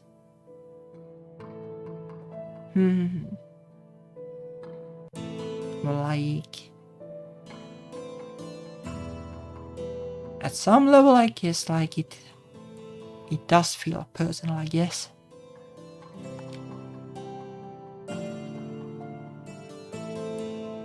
I was only doing what was right for me. I needed to move on and do something with my life. So is it really my fault that meant I had to stop playing around with paranormal stuff? After these past couple days, I was even starting to reconsider that. maybe staying on the show wouldn't be so bad. Once the episode goes live, everything will be changing. Now I don't feel like that's an option. Like she'd even want me there anymore. I feel like everything in my life has changed in just a few short days. Like I'm lost at sea without anything to hold on to. It's kind of hard to say like what is the underlying motive, like Tara is going to be famous. And like Maddie said that she's going to leave the show. So there is this convenient thing that she can be famous alone basically. Like there is that thing. But I don't know like if that is what she's exactly trying to do. Well, in some way it kind of feels that he's upset. Maybe. Or not. Though the tone does sound like that.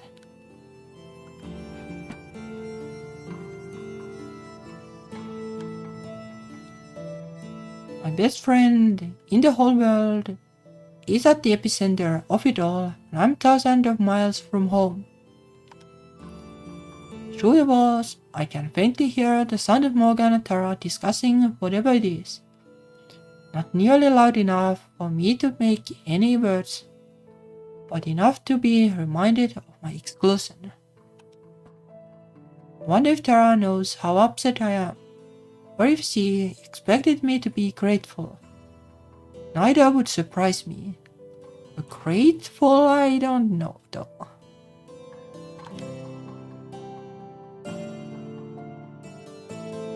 I cry until my eyes are dry and sore, but I don't feel any better. The walls of my bedroom feel claustrophobic, and the vague sound of Tara talking is insufferable. I hurriedly bundle up and slip out of my bedroom and out the cabin to get some fresh air.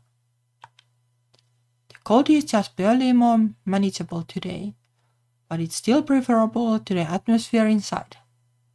It stings my wet cheeks, burning reminders of my unhappiness.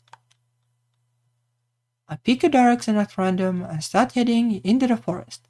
As long as I don't make any twists or turns and just go in straight line, I won't be able to get lost. After what I have seen, the woods feel especially hostile now. I wonder what else could be lurking in the shadows or farther amongst the trees. Countless possibilities that I'd never consider are suddenly plausible. But for once, I don't hesitate. I just walk, my feet automatically stepping over roots and other forest debris. Underfoot, the snow is slushy and messy. My head feels the same. My heart hurts. Everything hurts. My nose burns from crying. The cold only exacerbating the effect. What am I supposed to do? What am I supposed to say?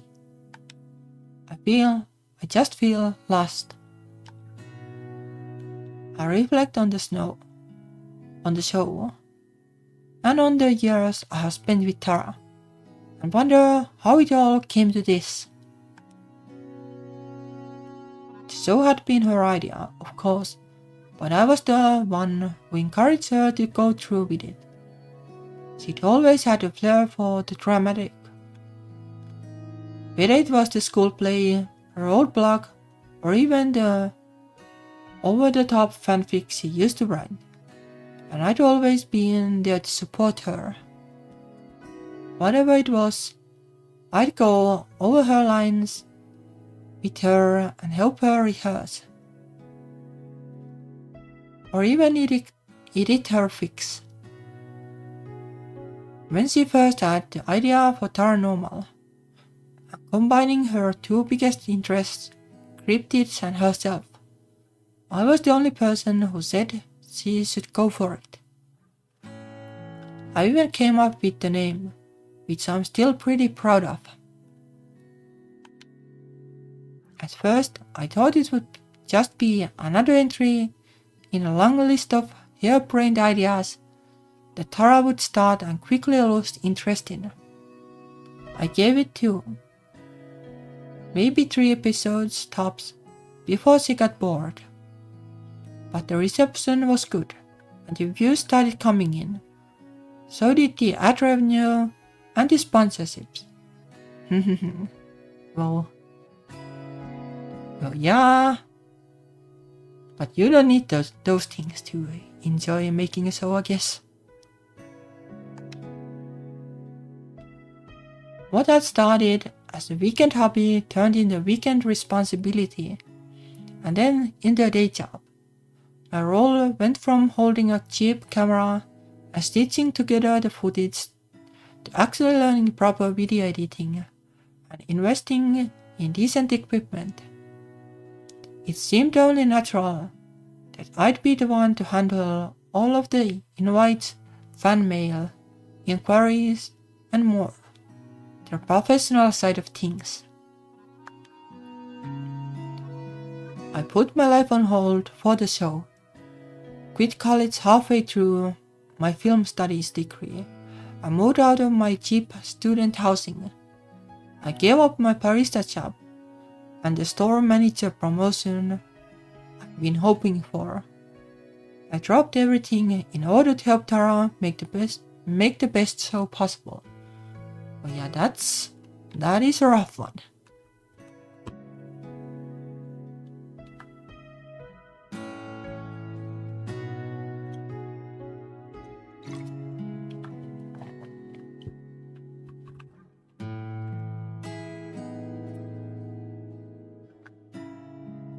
Yeah, it wasn't like I had it rough.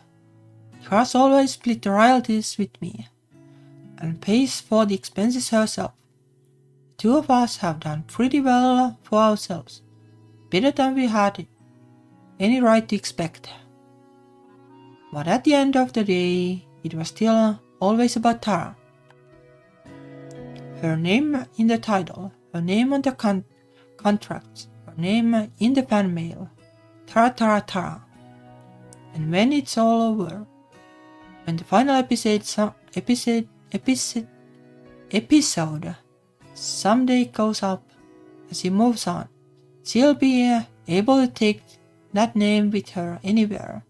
That success, that popularity. And all I'll have is the memory.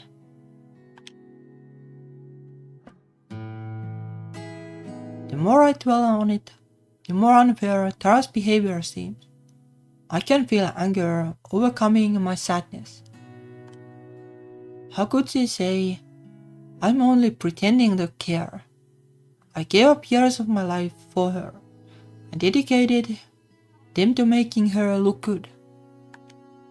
Without me, she'd have never been able to balance running the business side of the show while actually making it. Hell, she's not even close to being tech savvy enough to do what I do. Or like maybe she'll realize that at some point. Part of me wants to spin around right now and go back to the cabin and demand an apology.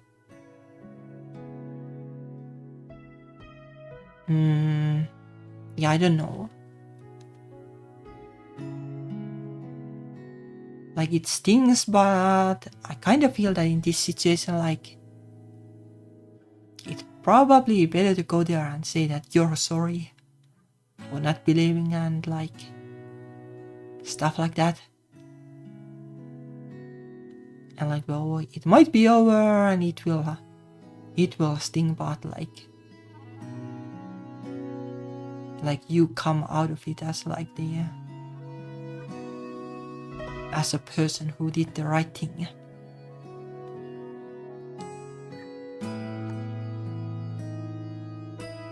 But I know how that would go. She'd just get defensive. And even if she did say she's sorry, she wouldn't mean it. It wouldn't actually fix anything. We'd just be back to where we started when we first got the Eisenfeld. Awkward and tense. There isn't really a good solution that I can think of. But I have to do or say something. I can't just leave things as they are. Her offer for an early trip home lingers in my mind. I'm sure she'd make good on that promise.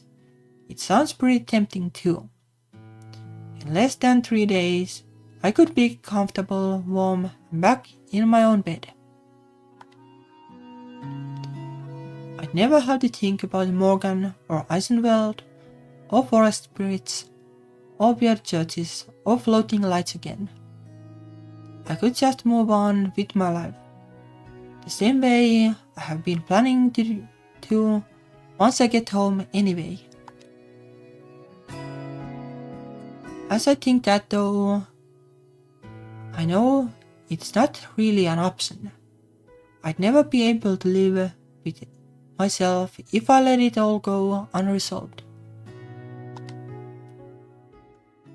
Two piercing red eyes shine in my memory, and I know that there's no way I'd be able to forget about them.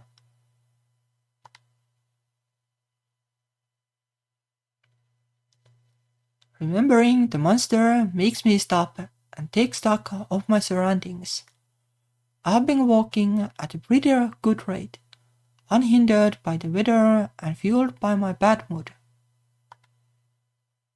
There's a small clearing just up ahead, and it looks like it might be a good spot to take a short break.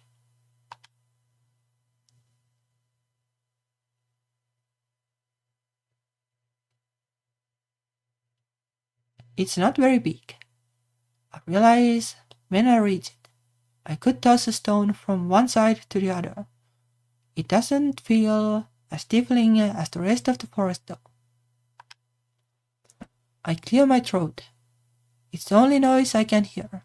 The sounds of the village don't travel this far. They barely reach the cabin for the most part. Overhead, the sky is a crystal clear blue for the first time that I can remember. It's still freezing, but it isn't cloudy. Not even an airplane or vapor trail disturb the tranquility. I rub my eyes and defog my glasses. I must look like a real mess out here. I do feel a little bit better though. The fresh air alone has helped to clear my head. The snow underfoot is well trampled from my stomping around, but mud mixes with the slush to form a thin paste that sticks to my boots. If there was somewhere to sit down, this place would be perfect. I make do with leaning against a tree that's mostly dry. I need to remember how I got here. It would be nice to have a place of my own to retreat to when I need it, away from the other two. As I'm enjoying the tranquility, there's a rustling sound overhead, and I look up just in time to get a face full of snow as it slides off a branch. Perfect timing. I cough and splutter, wiping away as much as I can, though a lot of it still falls into my clothes. I flap my jacket like wings, trying to knock it out. Right then, from the corner of my eye, a quick motion catches my attention. It's gone too fast for me to notice more than a glimpse of fabric, and I turn around to see who it was. But there's nothing there, and no sign of anything having been there. Heart pounding, I walk over in the direction it came from, looking for footprints or something. There's nothing. I rub my eyes. Maybe it was the snow, messing with my vision. Snap! The harsh, unmistakable sound of a branch breaking cracks behind me. I spin around, expecting to see Tara there with a dumb smile on her face for having spooked me. But again, there's nothing. I pull my coat tighter around myself and press my back against the tree. Hello? Is someone there?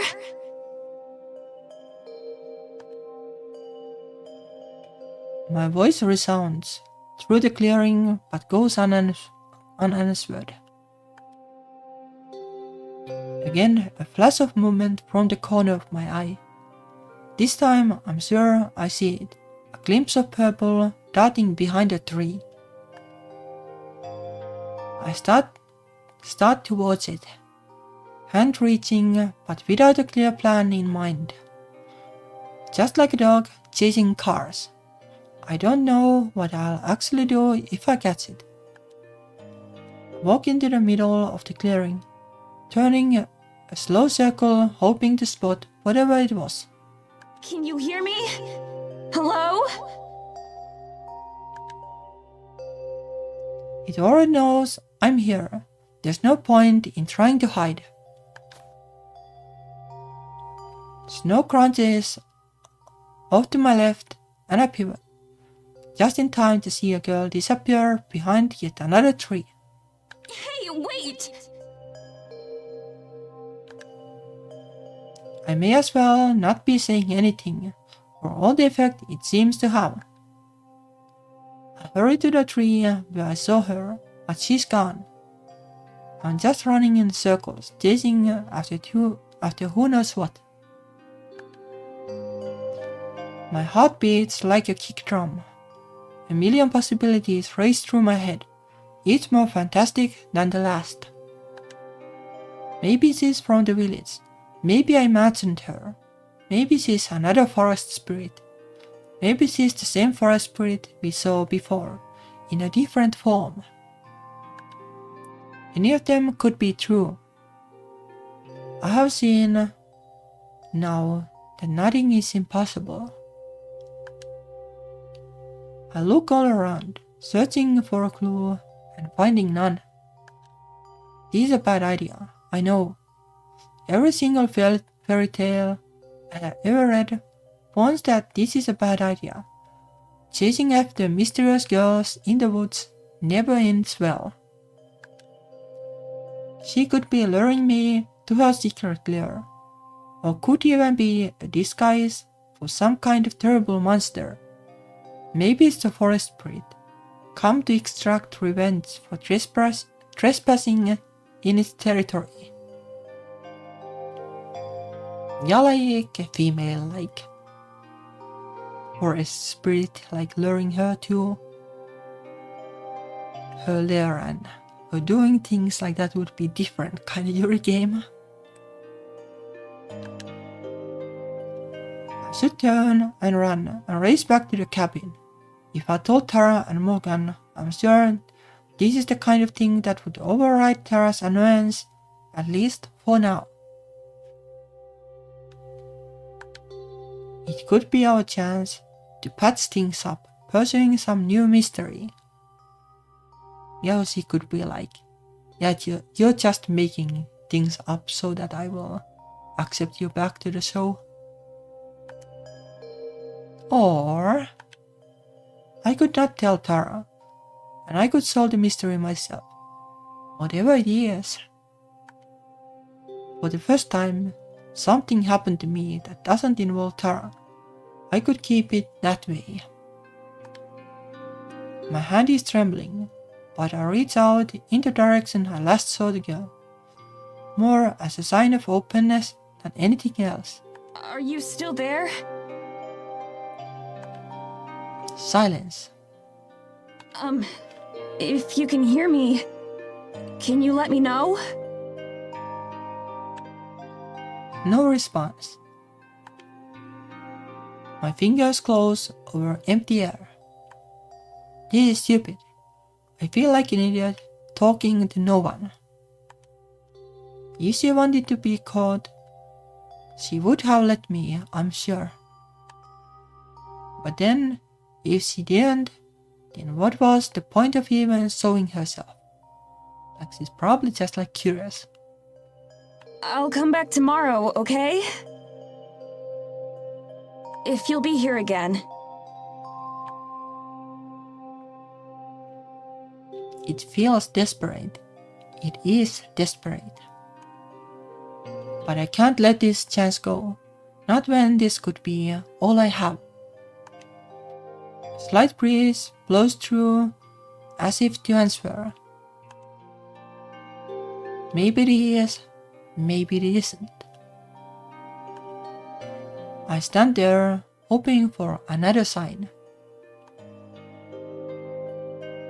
As I give up and turn back towards the path home, I see it. For just a split second.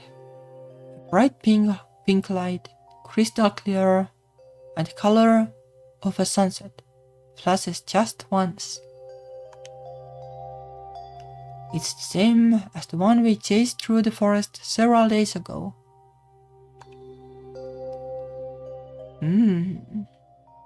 My breath catches in my throat. My muscles tighten. Poised to follow, but my common sense overrides. As much as I want to, I can't just go running off into the forest on my own. I'd probably never find my way back. I swallow. If it can understand me, like it seems to, then I'll see it tomorrow. Once I have had more time to prepare. I face the direction the light came from, even though it's gone now. I'll be back tomorrow. I promise. Oh, this is also like really similar to the Well Met by the Moonlight story. Like in a way.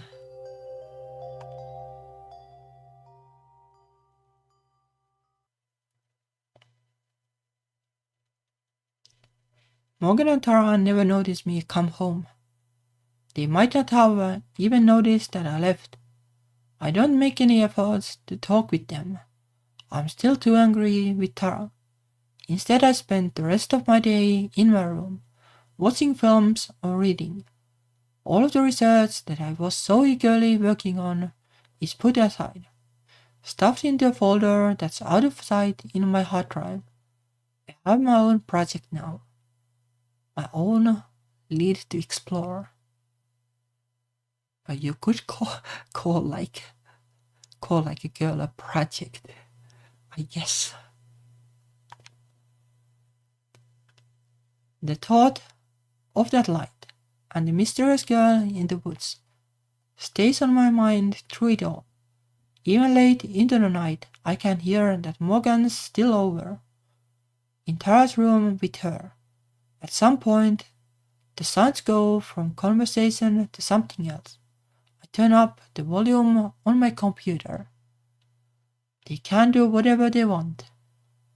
It's well past midnight when my eyes finally get heavy enough to sleep.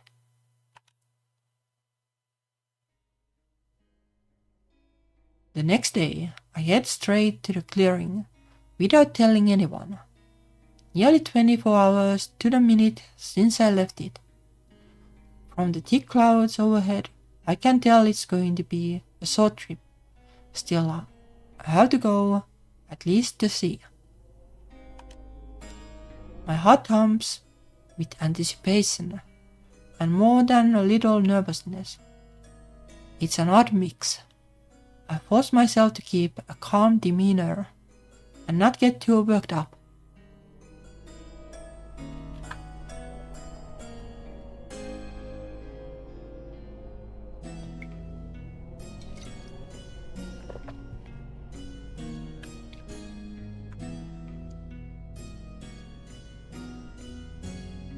This is like pretty interesting. I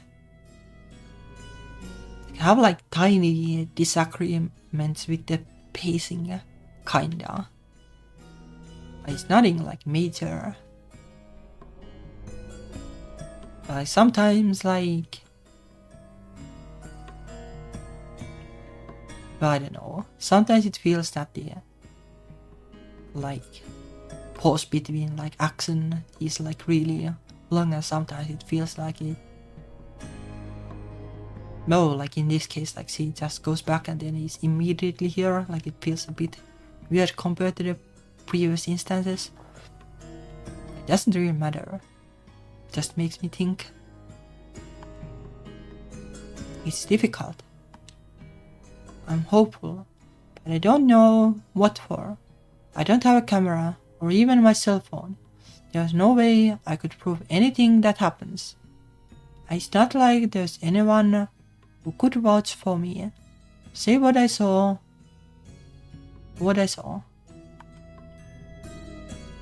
For now, it's important that I keep it that way. This encounter, whatever it may be, will be mine and mine alone.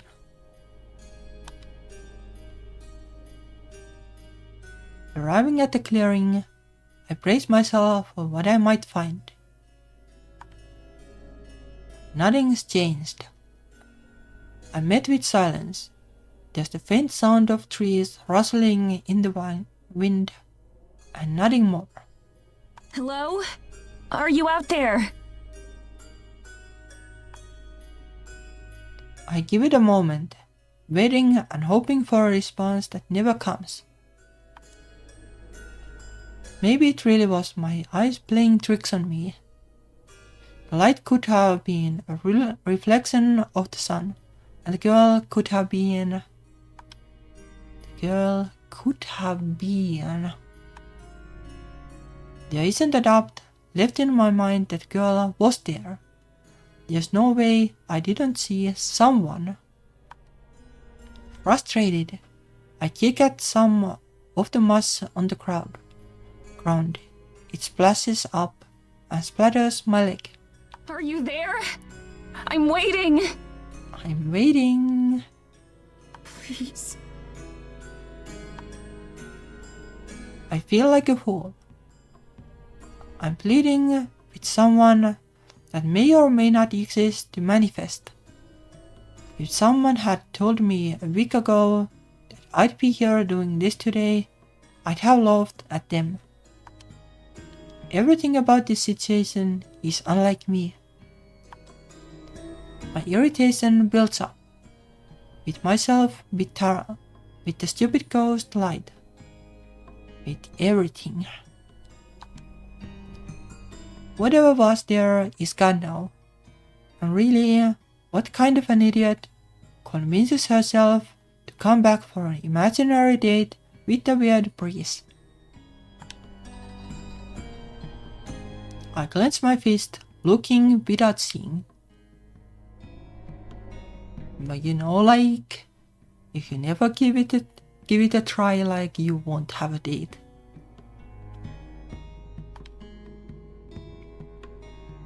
Slowly, I turn circles, hoping for something, anything. I traipse back and forth at an increasingly desperate pace. Not really sure what kind of clue I'm searching for, but just knowing that I can't sit still. If I sit still, then I'm giving up. And if I give up, then I really don't have anything left for me out here. For the second day in a row, I feel the sting of tears in my eyes, and I pinch my eyes shut to stop them. Not here, not today. Oh, hello. I hold my hand there and suck in a deep breath. The cold air stings my throat. I steady my breathing, fighting back the urge to cry.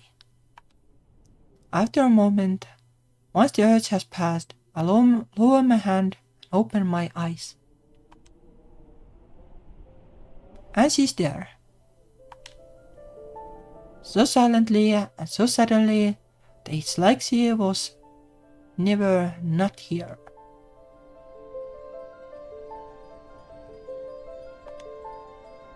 The mysterious girl stands before me, barefoot, in the snow, but seemingly unfazed.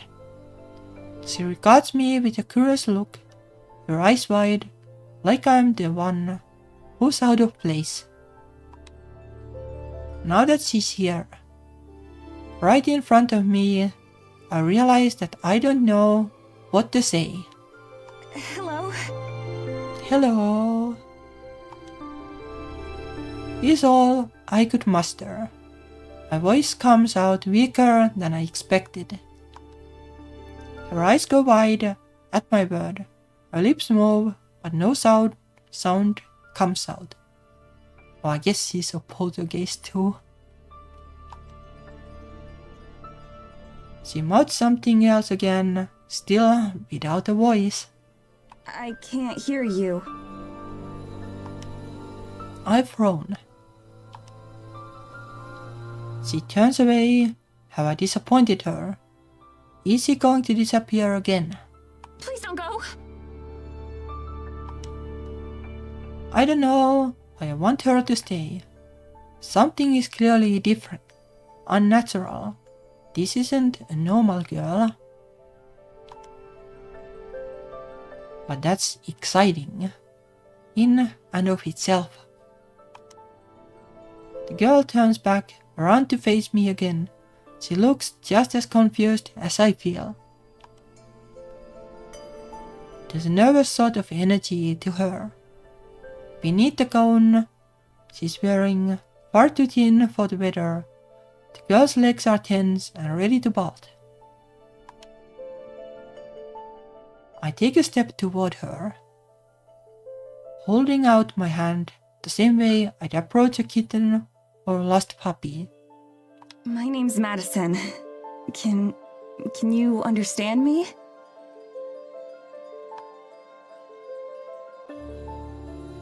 She still looks a bit nervous, but nods.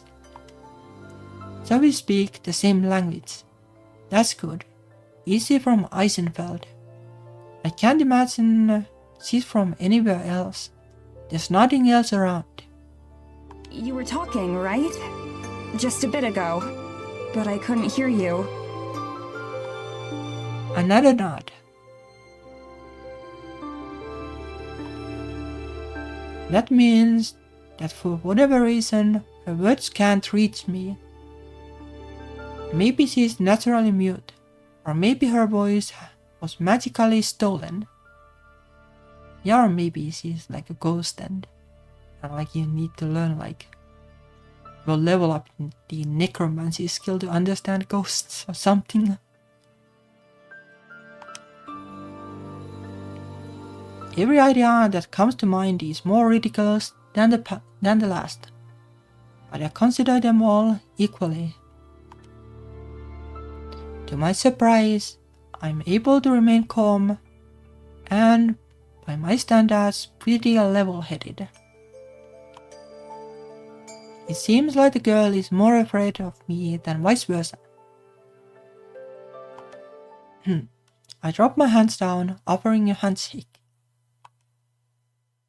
She stares at it for a moment, maybe expecting it to turn into a snake or for me to shoot magic balls from my fingers. When neither of those happen, she gingerly, slowly reaches for my hand. It passes right through me. Her fingers glide through the palm of my hand like a breeze disappearing into the air. With a sad smile, she looks down, seemingly expecting this result. Horrific realization slowly dawns on me, with the same thing of certainty that guided me out here. This girl isn't really here, in the same way that I am. You're a ghost.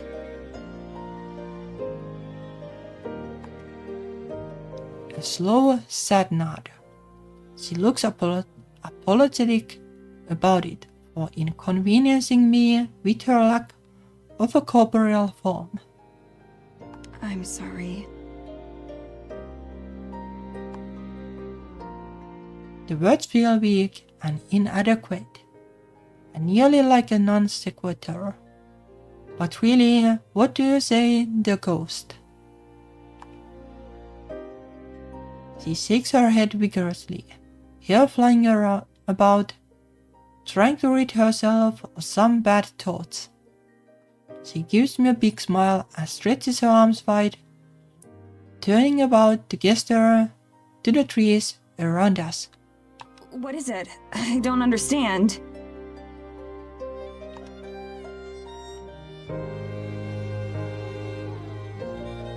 The girl bites her lip, wondering how to better convey her message.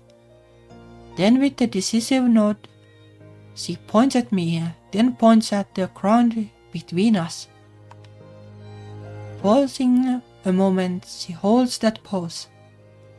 Then she points at the trees, in particular the path I had come from, and shakes her head. A flash of fear knives its way under my skin. Is she threatening me? She definitely doesn't look like it. Something about where I came from? She nods and then repeats the pointing, first at me, then at the ground. Me? Right here? Another nod. You're asking if I'll stay here? She nods and claps, hopping up. Except she doesn't come down. She hovers there, as if suspended by invisible strings, then slowly lowers herself back to the ground. I'm not sure if it's what she was going for, but I smile. Are you showing off? She laughs and nods, glad to be understood. I can stay for a bit, sure. If you want me to, I mean. The girl practically zooms the short distance between us, moving with what might be supernatural speed. She stands so close that her gown faces through me, uncomfortable in its lack of sensation. And she nods again, this time solemn and hopeful. Oh, I guess like it is skinship of kinds if like she goes inside her.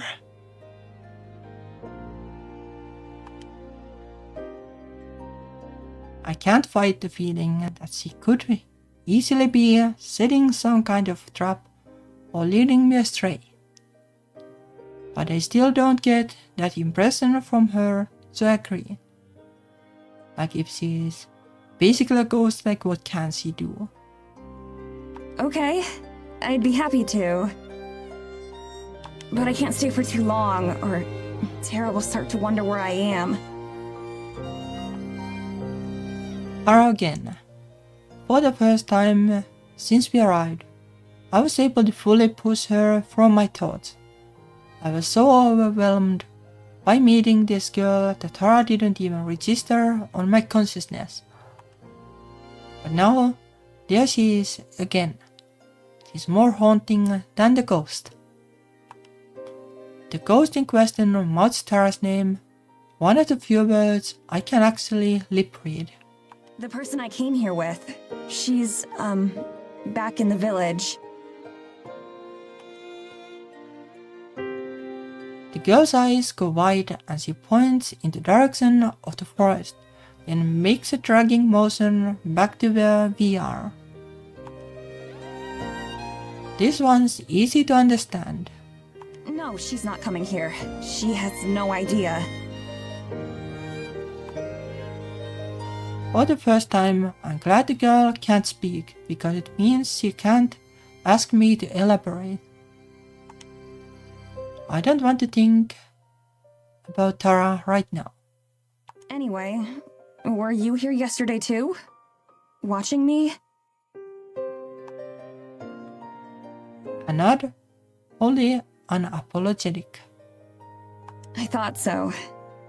I also thought I might be crazy, though. At this point, I wouldn't be surprised by either one. She looks surprised. I wonder if she knows about the other supernatural occurrences in the forest. Maybe they are connected somehow. Like the forest spirit, like didn't it have like another red dot on it, like in addition to their face? Though I'm not sure like if that was supposed to be an eye too, but like maybe she has like a connection to the spirit somehow. The other day, my friend and I were out in the forest, Nod. and suddenly there was this huge snowstorm out of nowhere, and we saw this giant thing. I stretch my hand to indicate just how enormous it was. But the enormity and terror of it are impossible to convey. I don't even know how to describe it. It was a monster of some kind. Like a huge tree had come alive and was walking in the snow. Do you know what I'm talking about? Not only does the girl nod, but she loves finding something funny about my story.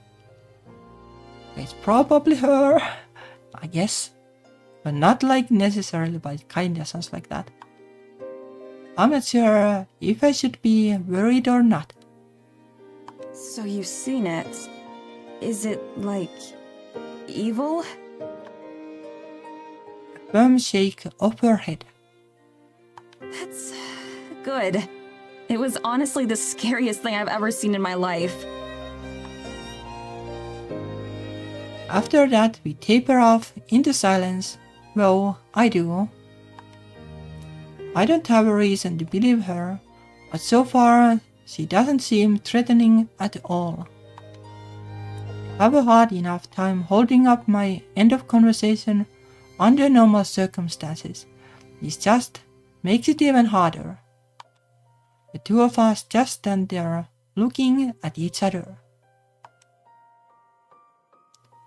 Now that she's not moving around so much, I'm able to get a better look at her. She seems to be around my age, if not a bit younger. Her hair is long and slightly unruly, reaching well down her back. She reminds me a bit of Rapunzel. All alone in the forest, a cute bow midway down helps keep her hair in place.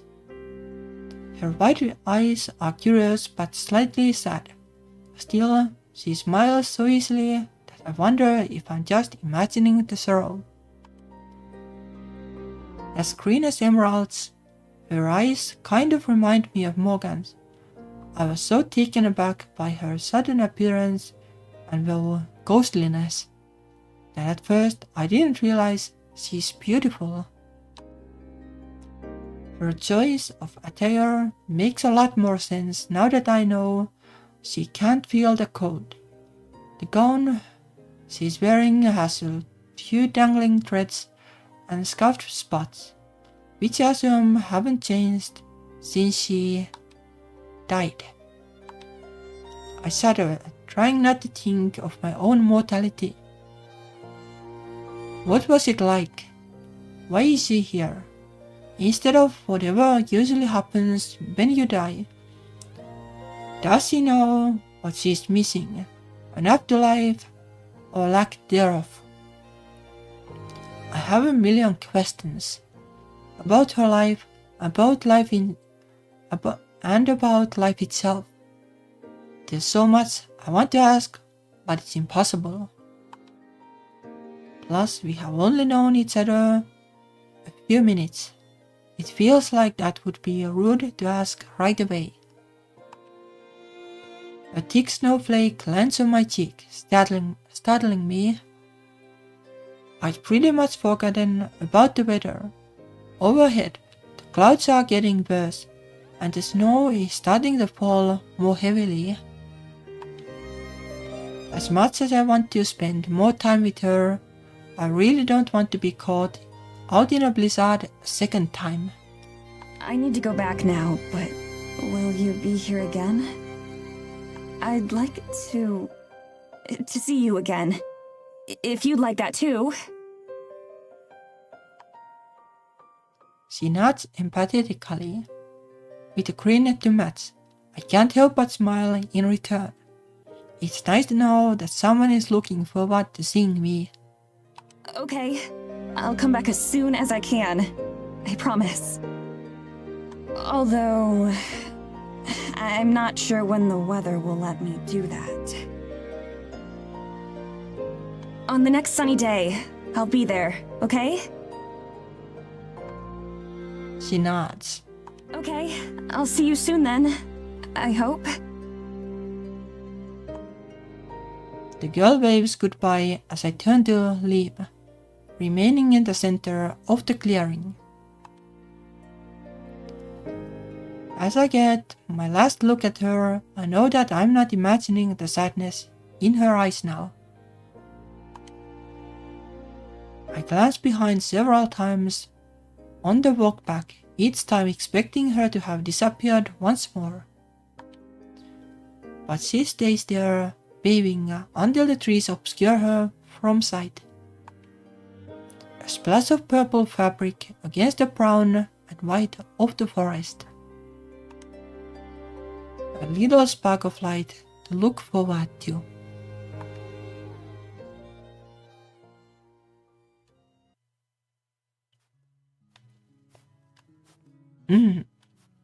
Or maybe this is a good time to stop. Like it is like getting kinda late.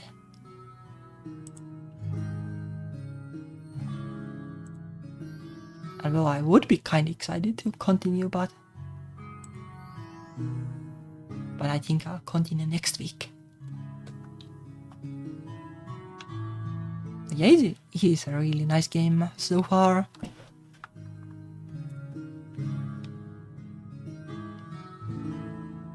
Like there is a little bit of like mystery, like how is she and the spirit connected? Yeah, it's kinda sounds like that. And then like, will the be solved and stuff like that?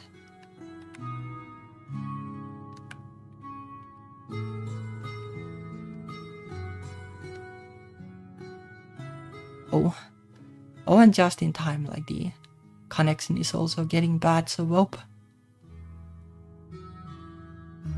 nope. See you next week, I guess. And sorry about the inconvenience. See you, bye bye.